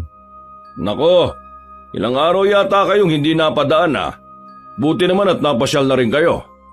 May mga bagay lang po kaming inasikaso. Kaya eto, ngayon lang ulit nakabili ng ipanglalako. At dahil ilang araw ko kayong hindi nakita, 10 piling na ang bibiling ko. Grabe naman po pala kayo, Mang Aduay. Ang dami niyong binili. Halatang gustong-gusto niyo ang saging Masustansya naman kasi ang saging Napangiti na lamang sa amin na matandang lalaki. Muling naglapitan ng mga tao. Dinumog na naman kami para bilhin ng mga natitirang saging. Noong mga oras na yon, wala pang kalahating oras ay naubos na ang mga tinda namin. Palis na sana kami, pero may napansin kaming kakaiba sa babaeng nakasalubong namin. Napansin ko na parang hindi siya mapakali. Kamot siya ng kamot. Nang silipin ko ang muka, nakita kong parang namumula mga mata niya. Nang mapansin niya na nakatingin ako sa kanya, agad-agad siyang umalis. Napansin ko na lang na may hawak din pala siyang saging. Tinulak ko ng mabilis ang kariton para makalabas na kami kagad ng Baryo Macopa. O ate, bakit ka nagmamadali? May naalala lang ako. Ano pong naalala niyo? Yung mga aswang na unggoyo. Yung mga aswang na nagaan yung unggoy? Oo, yun nga. Ano naman? Yung mga unggoy, mahihilig sa saging. Yung mga tao dito, mahilig din sa saging. Napapaisip lang naman ako. Paano kung mga aswang pala mga nandito? Teka ate, bakit nga hindi natin naisip kagad yun nung nakaraan? Huwag ka na muna maingay. Para makasiguro tayo, kailangan natin bumalik ng bumalik para makapag-imbestiga. Sasabihin ba natin to kina Mang Pedrino at Kuya Dingdong? Oo, kailangan nila itong malaman. Bago pa may makaalam na naghihinala na kami, ay agad na rin kaming umalis. Inabot na kami ng gabi sa daan dahil anong oras na rin kaming natapos sa Baryo Macopa. Habang naglalakad kami, bigla na lang naging aktibo ang mga dala naming anting-anting. Nagkatinginan kaming dalawa ni Bembong. Huminto kami sa pagtutulak. Mga ilang sandali lang, isang boses ang narinig namin mula sa gilid. Araya! Sino ka? Lumapit pa siya sa amin para tamaan ng liwanag na nagmumula sa poste. Minukhaan ko siya. Nanlalaki ang mga mata ko nang makilala ko ang mukha niya. Nakangiti siya sa akin. Noong mga sandaling yon, nakalimutan ko na ang anting-anting. Dagol? Ako nga, Araya. Ate, makakilala kayong dalawa? Siya ang kababata ko, matagal ko nang hindi nakikita. Mabuti naman at naalala mo ko. Kung akala ko nakalimutan mo na ako Anong nangyari sa'yo at bakit bigla ka nalang nawala noon? Anong ginagawa mo dito? Hindi ko alam kung ano sa mga tanong mo ang dapat kong unahin sagutin Pero gusto ko lang malaman mo na masaya ako makita ka ulit. Masaya rin ako makita ka matapos na mahabang panahon. Pero gusto kong marinig ang mga sagot mo. Ano Dagul? Bakit ka umalis noon? Anong nangyari sa buhay mo? Ano ka na ngayon? Hindi na malaga kung ano man ang nangyari noon. Ang malaga sa akin, magkakasama na tayo ulit. May pagpapatuloy na natin ulit ang pagkakaibigan natin, Araya. Hindi mo pwedeng isama ang ate ko. Ate? Araya, may kapatid ka pala? Oo, kapatid niya ako. At kahit bata lang ako, hindi mo ako malilinlang. Hindi ko hahayaan na makuha mo ang ate ko. Aswang ka! Araya, anong sinasabi ng kapatid mo? Ate, gumising ka. Siya ang dahilan kung bakit naging aktibo ang anting-anting natin. Sa sinabing yun ng kapatid ko, para akong natauhan. Naalala ko ang anting-anting na nasa leeg ko. Sa mga sandaling yung kasi, aktibo pa rin yun habang kaharap ko ang kababata kong si Dagul. Dumistansya kami ng kaunti. Sandali, tiyan ka na lang muna. Araya naman. Tagal nating hindi nakita tapos aakusahan lang ako ng kapatid mong aswang ako. Ano ba ang aswang na yan? Hindi pwedeng magkamali ang anting-anting namin. Aswang ka! Yun ang totoo! Dagul, anong nangyari? Bakit pumani ka na sa kasamaan? Ha? Ano bang sinasabi mo?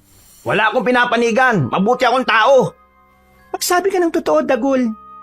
Bakit ka sumali sa mga nilalang na yon? Hindi nga ako aswang. Tingnan mo nga kung mukha akong aswang. Ano bang anting-anting yung sinasabi nyo? Hindi ko kayo maintindihan eh. Bigla na lamang kinuha ni Bengbong ang espada niya na nakatago sa kariton. Itinutok niya yung kay Dagul. Napalayo naman ng bahagya si Dagul at nanlalaki ang mga mata.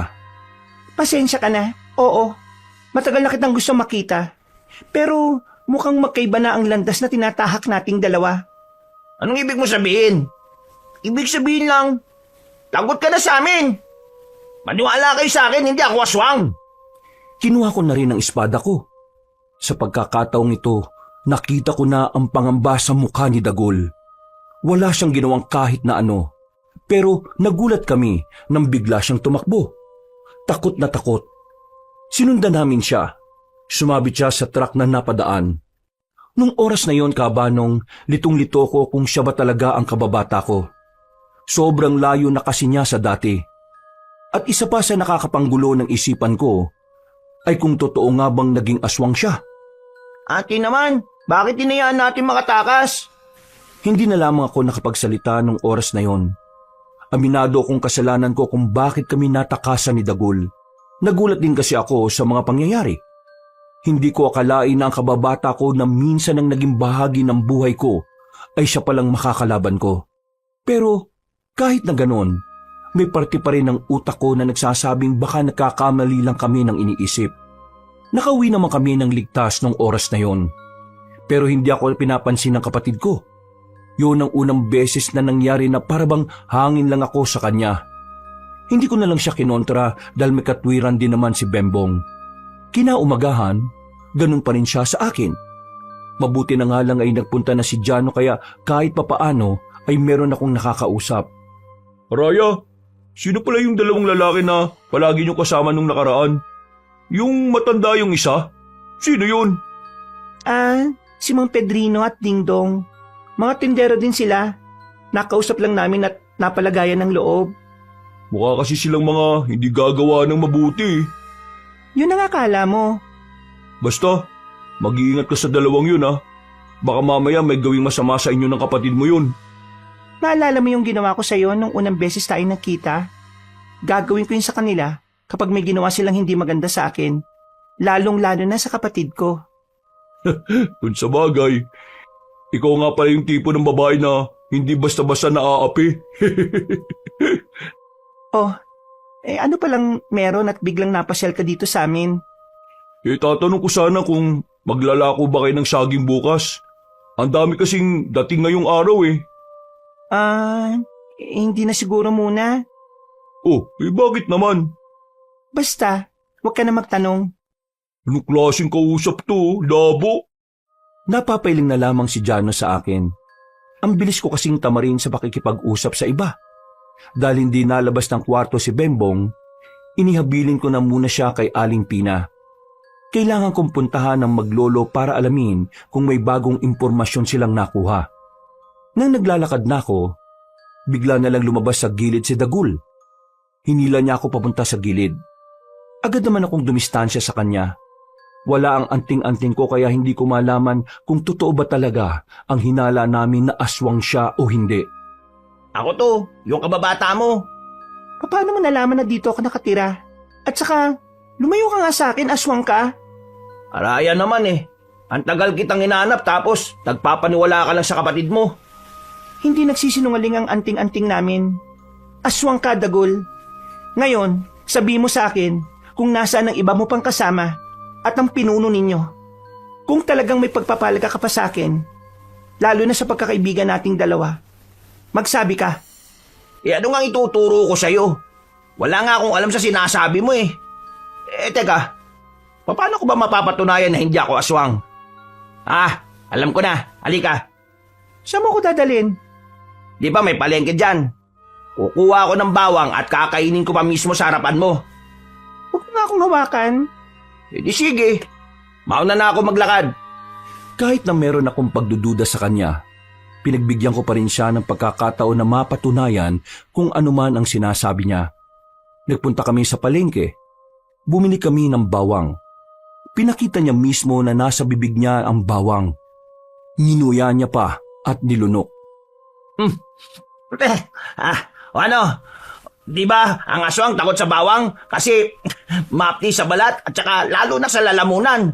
Oh, tingnan mo naman ang ginawa ko. Kinain ko pa. Kaya paano magiging aswang ako? Ang bihira naman talagang buhay to. Oh. Hindi ka ba talaga aswang? Ay sus! Ang kulit mo naman. Hindi nga. Baka naman kasi nung sinabi niyong naging aktibo yung anting-anting nyo, may aswang talaga sa paligid. Pero hindi ako yun. Araya, makinig ka naman sa akin. Marami akong gustong ikwento sa'yo eh. Pero makukwento ko lang yun sa'yo kung aalisin mo yung pagdududa mo sa akin. Huminga ako ng malalim, Kabanong. Hindi ko rin alam kung bakit sobrang bilis ko siyang pinagkatiwalaan noon. Nangyayain niya kasi akong pumunta sa ilog para magmuni-muni. Sumama naman ako sa kanya kaagad. Ang dami naming napag-usapan. Karamihan, binalik lang namin yung mga ginagawa namin nung bata pa kami. Masaya ang usapan namin. Parang naging bata uli kami. Lalo na nang magbasaan kami ng tubig. Ang bilis ng panahon ano? Parang dati, naalala ko pa. Ang babata pa natin. Wala tayong ibang iniisip na pinoproblema, kundi yung paglalaro lang natin. Pero ngayon, kakaibang laro na yung hinaharap natin eh. Yun ang hamon natin sa buhay. Kaya ikaw Araya, palagi kang mag-iingat kung ano man ang mga lakad mo. Kung may ginagawa ka man na alam mong delikado, ay nako, itigil mo na. Kasi maikli lang ang buhay natin eh. Sa halip na mangamba, mas piliin na lang natin maging masaya. Hindi ako nagsalita. Pakiramdam ko kasi pinapatigil niya ako kung ano man ang ginagawa ko. Na parabang may alam talaga siya kung anong mga ganap ko sa buhay. Kaya kahit nagtitiwala na ako sa kanya noon, hindi pa rin mawala-wala sa isipan ko na parang meron siyang itinatago. Dagul, totoo ka ba sa akin? Ha? Oo naman. Ano bang klaseng tanong yan, Araya? Kung sakali man na totoo ka sa akin, gusto ko na tahakin mo ang payapa at maayos na buhay. Matagal tayong hindi nagkita. Halos 2 dekada rin. Kaya yung mga taon na wala tayong koneksyon sa isa't isa, gusto ko sanang ituloy bilang magkaibigan tayo. Pero mangyayari lang yon kapag alam kong nasa maayos ka na kalagayan at kabutihan lang ang ginagawa mo. Ito naman, kung makapagsalita, akala mo naman talaga, isa akong preso na nakatakas sa kulungan eh. Wala ka pa rin bang tiwala sa akin, ha, Raya? May tiwala ako sa'yo. At sana yung tiwala ko na yon, hindi masira, Dagul.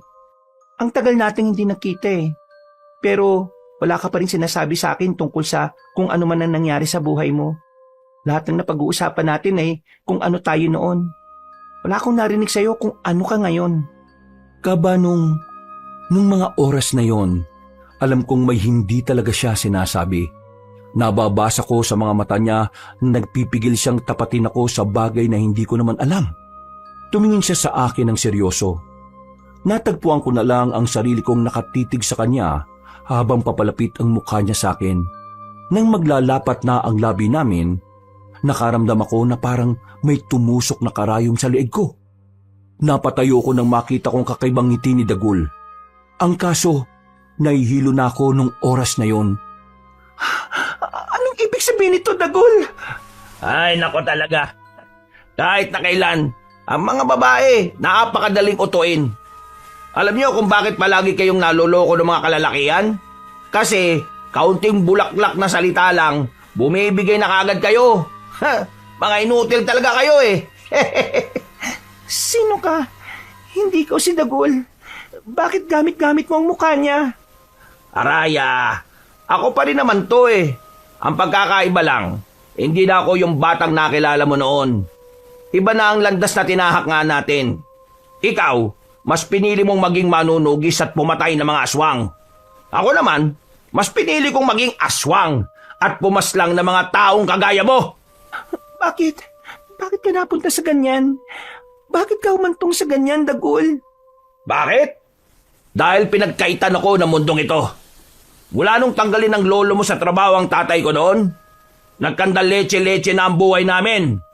Namatay ang nanay ko sa sakit at wala kaming perang pampagamot. Pero kung hindi sana tinanggal ng lolo mo ang tatay ko, may sasalba pa sana namin ang nanay ko. Ang tatay ko naman, kinitil ang sarili niyang buhay dahil hindi niya matanggap na inalis siya sa trabaho. Dahil wala namang maayos na dahilan. Mula nang mawala mga magulang ko, para akong daga na pakalat-kalat. Tapos ngayon, tatanungin mo ko kung bakit ako napunta sa kadiliman? Tanungin mo ang lolo mo at baka alam niya ang sagot. Napahawak na ako sa ulo ko nung maramdaman kong medyo kumirot. Pagtingin ko kay Dagul, mas lalo na siyang umiikot sa paningin ko. Ngayon, iisa-isahin ko na ang angkan nyo. Isusunod ko na sa'yo yung kapatid mo na madaldal. Wag gawin. Hindi ko na naituloy ang sasabihin ko nang bumagsak ako sa lapag. Tuluyan na akong nawala ng malay. Nagising na lamang ako na nakahiga sa isang matigas na papag. Masakit ang ulo. Para akong nakainom ng maraming alak. Pagtingin ko sa paligid ko, nakita ko na lang si Dagul na nakaupo sa gilid. Kasama na niya ang isang matanda na sobrang pamilyar sa akin. Napamulagat ako ng mga mata ko dahil hindi ko alam kung bakit kasama niya ang kababata ko. Ngumiti pa siya sa akin, kagaya ng ngiti tuwing bumibili siya sa akin ng saging. Mabuti naman at gising ka na, iha. Akala ko wala ka ng pulso eh. Anong ginagawa mo dito, Mang Aduhay? Ginagawa ko rito? Dagul, paliwanag mo nga sa kanya kung ano ang ginagawa ko rito. Si Mang Aduhay, siya lang naman ang pinuno ng mga aswang. Ha? Pinuno ng mga aswang? Anong ibig sabihin nito, Mang Aduhay? Nagulat ka ba, iha? Sumagot ka. Ikaw ba talaga ang totoong pinuno ng mga aswang? Oo, ako nga. Ako nga ang pinuno ng mga aswang. Ang pinuno na hinahanap ninyo. Pinagmukha mo lang pala kaming tanga ng kapatid ko. Hindi kasalanan ni pinuno kung masyado kayong madaling utuin eh. Kaso kasi, kaunting pagpapakitang tao lang eh. Nauhulog na kayo kagad. Alam mo rin ang tungkol dito? Oo naman. Linano na talaga namin to. Nung malaman ko pa lang na nandito ka na sa Sigihor, nakagawa na kagad kami ng malupit na plano ni pinuno. Akala mo siguro madadala mo kami ng pagtitinda-tinda nyo ng saging ano? Kilala ka namin. Pagpunta mo pa lang dito, alam na namin kung anong pakay ninyo. Mga duwag! Anong sinabi mo? Duwag! Takot! Kinailangan niyo pa akong igapo sa igana ito para lang siguraduhin hindi kayo mapapahamak? Tama naman ang sinabi mo. Alam ko naman na ikaw ang malaking banta sa mga gusto namin gawin. Wala akong pakialam sa dalawang lalaki na kasama mo. Kayang-kaya ko silang paslangin ng walang kahirap-hirap. Huwag ka masyadong makampante. Hindi niyo alam kung anong kayang gawin ng kapatid ko. Yung kapatid mong bobwet? Seryoso ka ba? Kulang pa sa karanasan ng batang yon. Baka tirisin ko lang yun eh. Dagul, siguraduhin yung hindi ito makakatakas ha. Ano bang gagawin niyo sa akin? Ikukulong ka lang naman namin dito hanggang sa matapos na namin ang lahat ng dapat gawin sa labas. At kapag ayos na ang mga bagay-bagay, magiging isa ka na sa amin. Kailangan namin ng isang manunugis na pwedeng gawing aswang bilang mandirigma. Hindi mangyayari yan. Kahit na mamuti pang mata mo. Ngumiti na lang sa akin si Mang Aduhay. Kung noon ay gumagaan ang pakiramdam ko kapag ngumingiti siya, ngayon ay galit na ang nararamdaman ko. Lumabas ng silid si Mang Aduhay. Ang naiwan na lamang ay ako at si Dagul. Tiningnan ko siya na masama. Huwag mo nang tangkain pang makatakas dito. Wala ka rin magagawa. Wala na sa'yo ang anting-anting mo. At hindi na yun may babalik pa sa'yo kahit na kailan. Saan niyo dinala ang anting-anting ko? Hulaan mo! Walang iya ka. Kung alam ko lang na naging demonyo ka na ngayon, di sana matagal ko nang kinalimutan ng pagkakaibigan natin. Di sana hindi na kita hinintay. Aba, kasalanan ko na naman ba? Pinili mo yan eh. Sinubukan kong bang pumiglas ng mga oras na yon, Kabanong. Pero masyadong maigpit ang pagkakagapos nila sa magkabilang kamay at pako. Habang si Dagul, patawa-tawa lang siya sa gilid. Kung makakalapit lang talaga ako sa kanya noon, mabubungin siya sa akin. Sabihin mo, unggoyo ba ang tawag sa inyo? Ha! Ang galing mo naman. Paano mo nalaman yan? Akala ko talaga wala kang ideya sa mga kagaya namin eh. Anong klaseng aswang kayo? Bakit hindi kayo tinatablan ng bawang? Bakit hindi nararamdaman ang anting-anting namin ng mga nasa banyo ng Makopa? Kaming mga unggoyo ay may kakayahang itago ang presensya namin. Hindi kami tinatablan ng mga anting-anting na yan. Mga unggoy pala kayo eh. Kaya naman pala mahihilig kayo sa saging. Buti naman habang tumatagal naiintindihan mo na rin ang sitwasyon. Nakakahanga ka naman. Marunong ka rin naman palang mag-isip. Dagul, kung ako sa'yo, magbago ka na ngayon pa lang. Dahil magsisisi ka sa bandang huli. Wala akong pagsisisiyan. Masaya ako nakikitang unti-unting nangyayari ang pagiganti ko. O, paano? Diyan ka na muna. Huwag kang tatakas ha. Ang daming nagbabantay sa labas. Ngumiti pa siya sa akin ng nakakaloko. Pabagsak niyang isinarado ang pintuan. Bumuntong hininga na lamang ako. Sinuyod ko ng tingin ng buong paligid. Pero kahit na anong tingin ko, ay wala akong makitang pag-asang makakatakas ako sa pagkakagapos. Walang kagamit-gamit doon. Nagsarado na lang ang kamao ko. Ang tanga-tanga ko nun. Kung nakinig lang sana ako agad sa kapatid ko, Kabanong, hindi sana nangyari sa akin yun. Lumipas ang mga oras. Naririnig ko nang umaalulong ang mga aswang sa labas.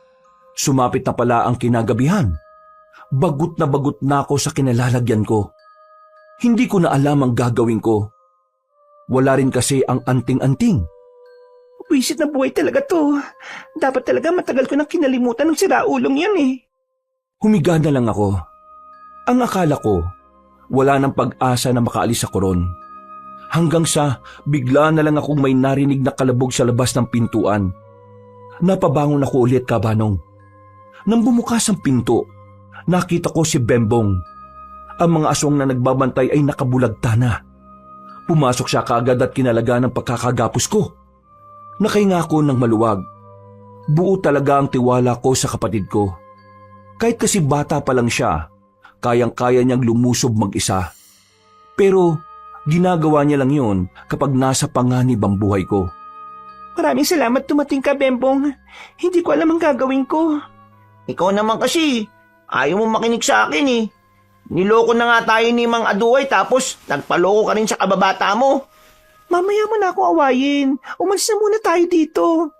Wala si Mang Aduay at ang kababata mo. Nakita ko silang umalis kaya ako nakapasok na madali. Kunin muna natin ang anting-anting mo bago tayo umalis. Saan ko naman hahanapin yon? Naalala mo ba yung sinabi ni Lolo sa atin? Na kung sakaling mawala yung isang anting-anting, kaya nitong hanapin ng kapwa anting-anting niya. Mahahanap siya ng anting-anting ko. Tama. Gagamitin natin ang anting-anting mo para malaman kung nasaan ang anting-anting ko. Umalis na muna kami sa silid na yon. Nagawa naming makalabas doon nang walang nakakakita sa amin. Paano ba naman, Kabanong, lahat ng nagbabantay pinaslang na ng kapatid ko? Kahit na alam kong kaya niyang gawin yon, iniisip ko pa rin kung paano niya yun nagawa. Nakahanap kami ng tamang pwesto. Sa likuran ng manukan. Malayo na yon sa kabahayan. Umupo kami roon. Wala kaming pakailam kung maraming lamok. Pumikit si Bembong. Sisimulan na niyang ikonekta ang anting-anting niya sa anting-anting ko. Ayan na ate. Kumukonekta na siya. Ayan na. Ha, alam ko na. Oh, nasaan? Nasa loob siya ng bahay ni Mang Aduan. Sa banda rito. Tara, sundan mo ko. Maingat kaming naglakad patungo roon. Sinamantala namin na hindi pa nakakabalik si Mang Aduhay at si Dagul.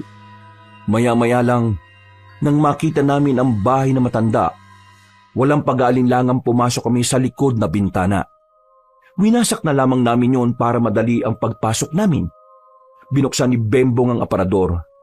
At doon, nakita nga namin ang anting-anting ko na umiilaw-ilaw pa ng bahagya. Sinuot ko kagad yon. Dinampot ko na lang ang nakita kong itak sa labas ng bahay. Ate, hindi natin sila pwedeng palagan. Kailangan itong malaman nila Mang Pedrino at Kuya Dingdong. Himala yata. Parang ang tinutino mo mag-isip ngayon. Siyempre, nalagay ang buhay mo sa alanganin, ate. Kaya kailangan kong umayos. Nang maibalik ko na ang anting-anting ko, bumalik na ang lakas ng loob ko. Pero sa mga puntong yon ay kailangan kong pakinggan ang kapatid ko. Hindi na muna kami pumalag. Ang mas iniisip na lang muna namin ay kung papaano kami makakaalis doon. Saan ka ba dumaan kanina? Sa kabila. Ang kaso, ate, mahirapan na makabalik dun eh. Nasa tiyempo lang akong kanina na umalis yung nagbabantay sa bungad. Mas mainam yata kung sa gawing ito tayo dumaan. Wag, ate. Galing din ako dyan kanina eh. May mga nakita ko mga nakabantay dyan. Hindi lang natin makita kasi madilim. Pampihira. Saan naman tayo ngayon dadaan ito? Doon, ate. Nakadaan ka na ba doon? Hindi pa. Pero base sa nakikita natin, parang wala namang nagbabantay. Huminga ko ng malalim. Inihanda ko ang hawak-hawak kong itak. Nagsimula kaming maglakad palapit doon. Pagdating namin, may nakita kaming 2 aswang na nakaupo sa gilid. Sinadya nilang nasa dilim sila para hindi sila makita. Buti na lang ay naramdaman agad yun ng dala naming anting-anting. Gumilid kami. Iniisip namin kung papaano kami makakalis doon nang hindi kami namamalayan o nakikita. Pagakbang pa lang ni Bembong ng paa, nakalika na kagad ito ng tunog nang maapakan niya ang tuyong dahon. Nalaman ng mga aswang na nasa likuran kami ng halamanan. Umalulong agad ang mga ito para magbigay hudyat sa mga kasama nila. At sa mga sandaling yun, wala na akong sinayang na pagkakataon. Lumabas ako ng pinagtataguan ko at walang pagdadalawang isip na nilapitan ko ang 2 aswang. Bago pa man makalapit si Bembong, pinaslang ko na agad ang mga yon. Narinig na namin ang magkakasunod na alulong ng mga aswang. Sa puntong yon, kinailangan na naming umalis dahil anumang oras ay madaratnan kami ng mga aswang doon. Pero hindi pa man kami nakakalayo. Naramdaman na lang namin na meron ng nakasunod sa likuran. Ate, kailangan natin silang harapin. Kung hindi, baka madala natin sila sa baryo natin. Susundan nila tayo eh oh. Sige na, mauna ka nang umalis. Akong bahala na sa kanila. Ate, kaya nga kita niligtas para di ka mamatay tapos ganito rin pala ang mangyayari. Sasamahan na kita sa paglaban sa kanila. Ang kulit mo naman. Makinig ka na lang sa akin, pwede? Ate naman, nung ikaw di nakinig sa akin, napahamak ka. Oo na, sige na. Sumama ka na rito. Wala na akong nagawa kundi ang pumayag sa kagustuhan ng kapatid ko, Kabanong. Maya-maya lang din ay naramdaman na naming tila nakapalibot na sila. Ang kanilang mga angil ay tila nagdudulot na sa amin ng pangamba. Yun ang unang beses na parang kinakabahan kami sa kalaban naming aswang. Bagay na hindi naman namin nararanasan nung nasa kapis pa kami. Ate, naging unggoy na yata sila. Unggoy ang tawag sa kanila. Mga aswang na nagkatawang unggoy. Malamang magiging unggoy sila. Hindi nagtagal, lumusob na sila sa amin. Mabilis sila. Yung iba pa, lumalambitin sa kung saan-saan. Pero hindi kami nagpatinag ng mga oras na yon. Mas lalo lang kaming ginanahan ni Bembong kahit na medyo may kaba. Paglapit sa amin ng isang aswang, nahawakan niya ako sa damit. Buti na lang ay tinaga agad siya ni Bembong. Kung hindi, mahuhubaran ako. Paglingon ko naman sa gilid, may 2 aswang na nagtangkang lumapit kay Bembong. Wala akong sinayang na sandali. Ginamit ko ang kapangyarihan ng anting-anting. Nagawa kong salagin yun at napatay ko ang 2. Sa mga sumunod na sandali ay mas lalo silang naging mabilis. Pero dahil sa anting-anting ay hindi kami nadedihado sa laban. Pero kahit na nakakalamang kami, hindi kami naging kampante. Alam namin na anumang oras maaring magbago ang ihip ng hangin.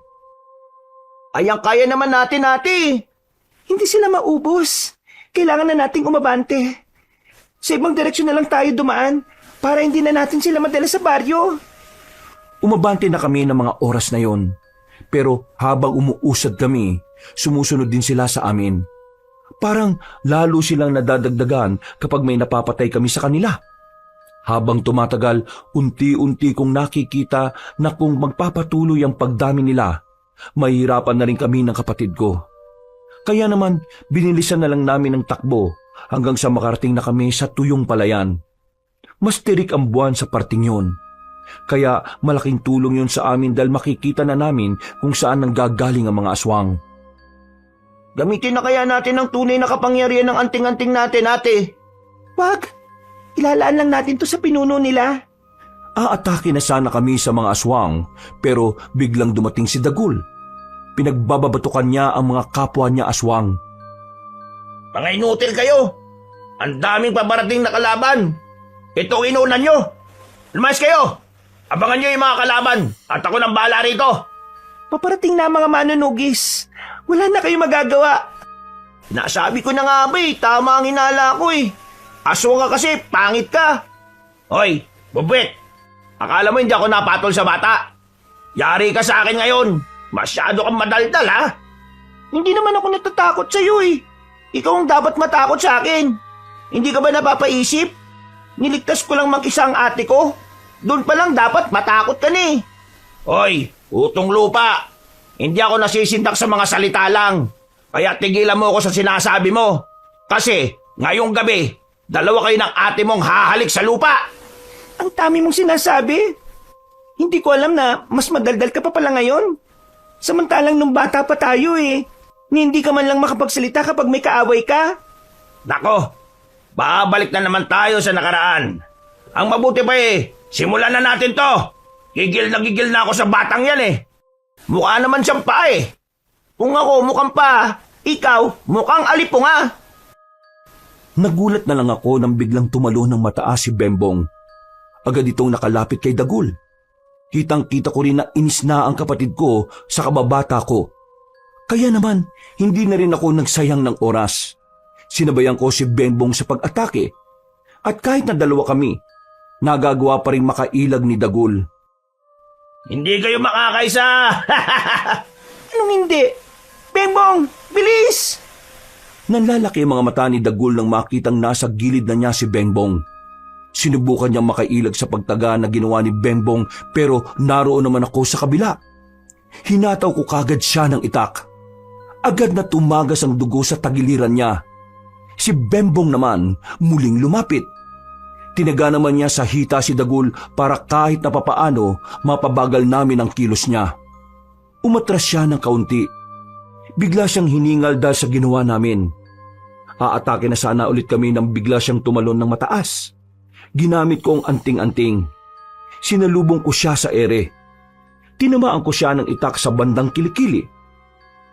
Kung hindi mo nailagan, malamang patay ka na. Alam mo ba kung anong totoo? Pinagsasasabi mo. Noong mga bata pa tayo, hindi naman talaga kita tinuring na kaibigan eh. Kaya lang naman kita sinasamahan kasi marami kang pagkain palagi. Nakakalibre ako ng kain. Wala kasing pagkain sa bahay namin minsan eh. Kapag hindi nagpapasahod ang lolo mo. Hindi totoo yan. Alam ko na talagang tinuring mo akong kaibigan noon. Hindi ka ba kakapagsinungaling sa akin, Dagul? Ha? Nagsisinungaling? Bakit naman ako magsisinungaling, Araya? Ito ang totoo. Walang kahit anong espesyal sa'yo. Kaya kahit na kailan, hindi kita nakitang bilang kaibigan. Ginamit lang naman kita para sa pansarili kong interes. Kasi, noon pa man, alam kong malabong maging magkaibigan ng isang dukha at ang isang mayaman na kagaya mo. Walang alaga sa akin ang lahat ng alaala na meron tayong dalawa. Kung hindi ka lang kita kailangan paslangin hindi na kita maaalala Huwag kang makinig sa kanya, ate. Sinisira lang niya yung kaisipan mo para mawala ang atensyon mo sa laban. Huwag kang mag-alala, Bembong. Hindi ako naapektuhan. Kahit na ang totoo, ay nasaktan ako sa mga sinabi ni Dagul Kabanong. Pinilit ko na lamang na maging manhid. Pumorma na ako at muling humarap sa kababata ko. Maigpit ang hawak ko sa itak. Ako na mismo ang nagpatuloy ng laban. Magkakasunod na hagupit ng itak ang ginawa ko. Kahit na may tama na si Dagul, ay nagagawa pa rin niyang makaiwas. Maya-maya pa, nagkaroon ako ng isang pagkakamali. Nakakuha siya ng pagkakataon para makatama sa akin. Tumalsik ako sa lakas ng suntok niya. Mabilis namang rumisponde ang kapatid ko para tulungan ako. Yan kasi, sabi mo di ka apektado, pero para ka namang wala sa sarili umatake. Ano? Masakit pa? Nagsisimula pa lang ako. Umanda ka. Sinaktan mo ang ate ko, ha? Bembong, huwag ka masyadong magpapadalos-dalos. Huwag ka mag-alala, ate. Ako nang bahala sa isang to. Ang kulit mo talaga. Ikaw, isang bubit. Lalaban sa pusa. Kung pusa ka, ako naman, Leon. Ababa! Agad akong tumayo. Pipigilan ko sana si Bembong pero mabilis na siyang nakalapit kay Dagul. Pinaghahagupit niya yun ng kanyang espada. Ilang beses niya ring tinamaan, pero parang hindi naman tinatablan. Tumatawa-tawa pa yun na parabang wala lang sa kanya ang ginagawa ng kapatid ko. Maya-maya lang, naramdaman kong parang may iba pang naroon bukod sa amin. Mabilis kong kinuha si Bembong at dumistansya. Bakit, ate? Nandiyan na si Mang Aduhay. Lumabas siya mula sa dilim. Kampanteng naglalakad palapit sa amin. Nakita ko naman ang kakaibang ngiti ni Dagul, na parabang ang dating ng matanda ay ang pag-asa niya. Buti naman dumating ka, mga duway. Nakakahiya ka. Ha? Isa kang malaking kahiyan sa mga aswang. Hindi mo magawang palaga ng ganyang kalit na bata. Pero, mga duway, dalawa po sila eh. Mag-isa lang kahit na ilan pa yan. Nagpakita ka man lang sana na kahit papaano nakakalabang ka. Pero wala. Tingnan mo yung dalawang kalaban mo. Kakaunti pa lang ang galos. Kung ibang aswang yan, baka pinatay na yung dalawang yan. Pero ikaw ano? Mga duway, malalakas silang dalawa eh. Kahit na yung bata na yan. Impacto sa labanan yan, mga duway. Ang sabihin mo, mahina ka lang talaga. Tinuruan kita kung paano maging malakas. Pero isang musmus lang ang magpapahina sa tuhod mo? Hindi ako musmos. Bata lang ako sa paningin nyo. Pero kayang-kaya ko kayong labanan at paslangin. Hoy bata, ibahin mo ako. Hindi ako kagaya nito na mahina. Pumapatol pa naman ako sa bata. Kaya hindi kita palalampasin. Subukan mo lang saktan ng kapatid ko. Ihatid kita sa tahanan ng mga demonyo. Kung ganun pala, disimulan na natin. Mga duway, labang ko ito. Manahimik ka! Anong karapatan mong angkinin ang isang laban kung hindi mo na ito kayang panindigan? Pero, tumigil ka na! Nagulat na lang ako sa ginawa ni Mang Aduhay. Humaba kasi ang kuko niya at ibinaon niya sa tiyan ni Dagul. Sumuka agad ng dugo ang kababata ko. At bago siya bumagsak sa lupa, nakita ko pa siyang nakangiti sa akin. Hindi ko alam kung ano ang ibig niyang sabihin sa ngiting yon. Pero nakaramdam ako na matinding kalungkutan. Natagpuan ko na lang ang sarili kong tumutulo ang luha ko. Anong ginawa mo sa kanya? Oh, bakit ka nagagalit dyan? Di ba kalaban niyo ang mga aswang? Yan na. Ako mismo ang gumawa ng gusto niyong gawin. Kababata mo nga pala si Dagul. Pasensya ka na. Hindi ko na kasi maalala eh. Walang hiya ka. ate! Sa galit ko, kabanong, nilapitan ko kagad si Mang Aduhay. Pinagtatataga ko siya, pero hindi ako makatama. Bigla na lang niya akong sinuntok sa tiyan. Sobrang lakas. Napadura kagad ako ng dugo. Namimilipit akong bumagsak. Si Bembong naman, sumunod na rin sa kanyang pag-atake. Pero masyadong kakaiba si Mang Aduhay. Parang naririnig niya ang utak namin dahil basang-basa niya ang bawat kilos. Nahawakan niya ang kapatid ko sa damit. Inagaw nito ng marahasang espada. Binalibag naman niya si Bembong. May hina naman pala kayo eh. Nagsayang lang ako ng pamasahe para humantong sa ganito. Hindi ako makapaniwala na kayo ang pinagmamalaki ng kapis. Pero ngayong nandito na kayo sa harapan ko, wala man lang akong saya na nararamdaman. Para lang ako nakikipagsuntukan sa katawan ng saging. Puro ka saging no? Palibasa, unggoy ka! Napalingon kami sa gilid. Nakita namin kararating lang ni Mang Pedrino at ni Dingdong. Sa puntong ito, tila nabuhayan na ako ng loob. Tumaas kahit papaano ang moral namin ng kapatid ko. Bumangon ako at lumapit kay Bembong. Nahihirapan siyang makatayo. Sa liit kasi ng katawan niya ay mararamdaman niya talaga ang paghampas niya sa lapag. Sa wakas, nakita na rin kita. Matagal mo na pala akong hinahanap. Sino ka ba? Ako lang naman ang tumatayong pinuno ng mga manunugis dito sa Siquijor. Aswang ka! Dapat alam mo yan! Pasensya ka na ha, pero wala akong panahon para kilalanin ka. Walang pakundangan na umatake si Mang Aduhay kay Mang Pedrino. Sinabayan din ito ni Dingdong. Base sa nakikita ko, ibang-iba ang paraan ng pakikipaglaban na maglolo. Mas maingat sila, pero mabilis. Kabanong, buong akala namin ay nakakalamang na kami sa laban noong oras na yon. Nakabangon na rin kasi ako noon kaya 3 na kaming lumalaban sa kanya. Pero hindi ko inakala na sa mga sandaling yon magagawa pa rin makabawi ni Mang Aduhay. Kahit duguan na ang katawan niya, nagawa niya pa rin makapagbago ng anyo. Hindi niyo ako mapipigilan sa gusto kong mangyari. Tahanan namin ang Siquijor! Hindi namin ito ibibigay sa inyo! Muli naming inatake si Mang Aduhay. Naging maskuladong unggoy siya noong mga oras na yun. Una niya akong nilapitan. Hindi ako nakapaghanda. Buti na lang ay humarang si Dingdong. Sinubukan niyang hagupitin si Mang Aduhay ng itak. Pero hinawakan lamang yun ni Mang Aduhay. Hinagaw at saka dinakma sa mukha si Dingdong. Si Mang Pedrino naman ay nagawa na ring dakmain sa damit. Hinila ito sabay suntok sa mukha. Tila nawala ang angas nilang dalawa. Nang madako na ang tingin sa akin ng aswang na unggoy, inihanda ko na ang sarili ko. Ate, ngayon na! Gawin mo na! Inihagi sa akin ni Bembong ang anting-anting niya. Bago makalapit si Mang Aduhay ay naisot ko pa ang anting-anting na yon. Agad na dumaloy ang nag-uumapaw na kapangyarihan sa buong katawang ko. Paglapit ni Mang Aduhay sa akin, sinuntok niya ako ng malakas. Tinamaan ako sa dibdib pero parang hindi ko na yon naramdaman. Isinarado ko ang kamao ko. Sa sobrang gaan ito, ay malakas ko itong pinadapo sa panga niya. Nang umilaw naman ang 2 kwintas na suot ko, kakaibang bilis naman ang pinagkaloob nito sa akin. Sa sobrang bilis ko, walang magawa si Mang Aduhay. Hindi niya ako mailagan. Lahat ng suntok ko ay tumatama sa kung saan-saang parte ng katawan niya.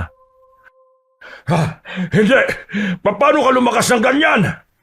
Nung una pa lang, dapat alam mo na ang mga manunugis ng kapis ay hindi basta-basta natatalo.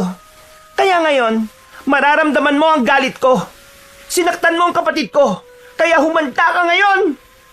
Tumalon ako ng mataas. Sinalubong niya ako sa ere. Bago kami bumagsak ay nahawakan ko siya sa liig.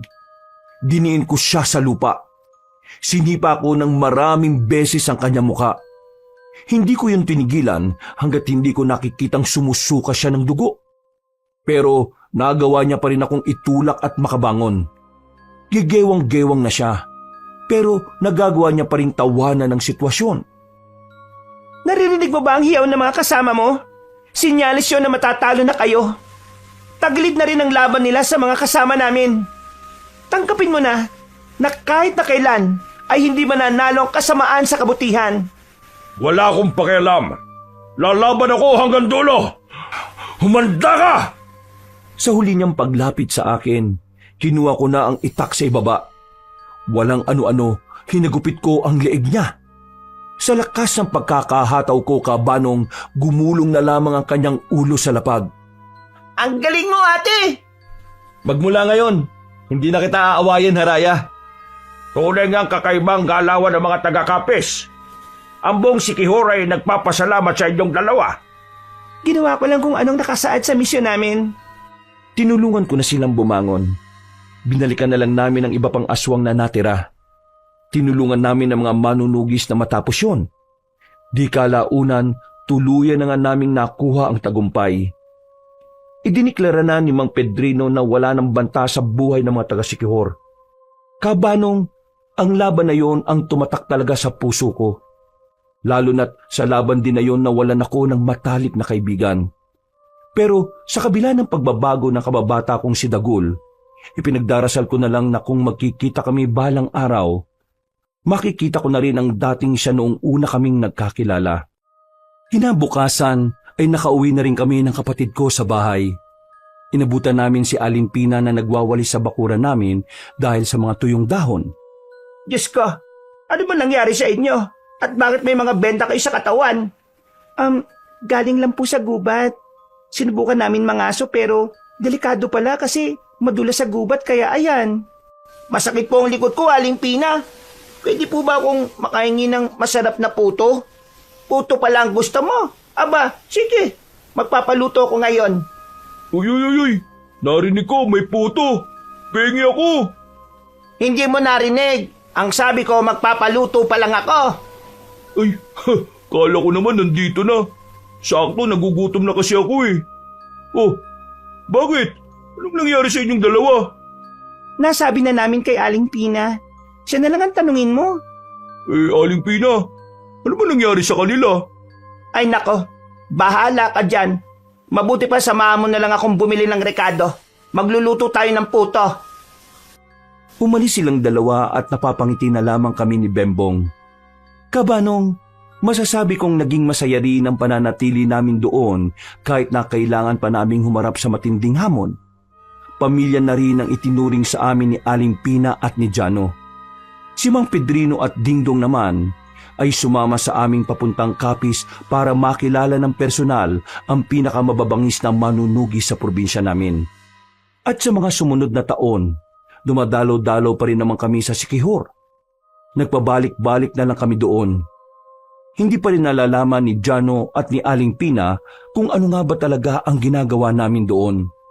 Hinding-hindi ko makakalimutan ng karanasan na yon, Kabanong. Habang buhay nang nakatatak sa puso ko ang mga aral at mga taong nakasama namin sa lugar na yon. Mga taong nagdulot sa amin ng ngiti at kasiyahan. At higit sa lahat, nagdulot sila sa amin ng mga bagong pananaw na madadala namin sa paglakad ng panahon. Sa mga nakikinig, sa mga kabangers, palagi lang natin tatandaan na ipaglaban natin ang kabutihan. Dahil ang kabutihan ay ang magdadala sa atin sa kapayapaan. Hanggang dito na lamang po ako. Maraming salamat po sa inyong lahat mga kabangers at lalong-lalo na sa inyo, Kabanong. Wakas.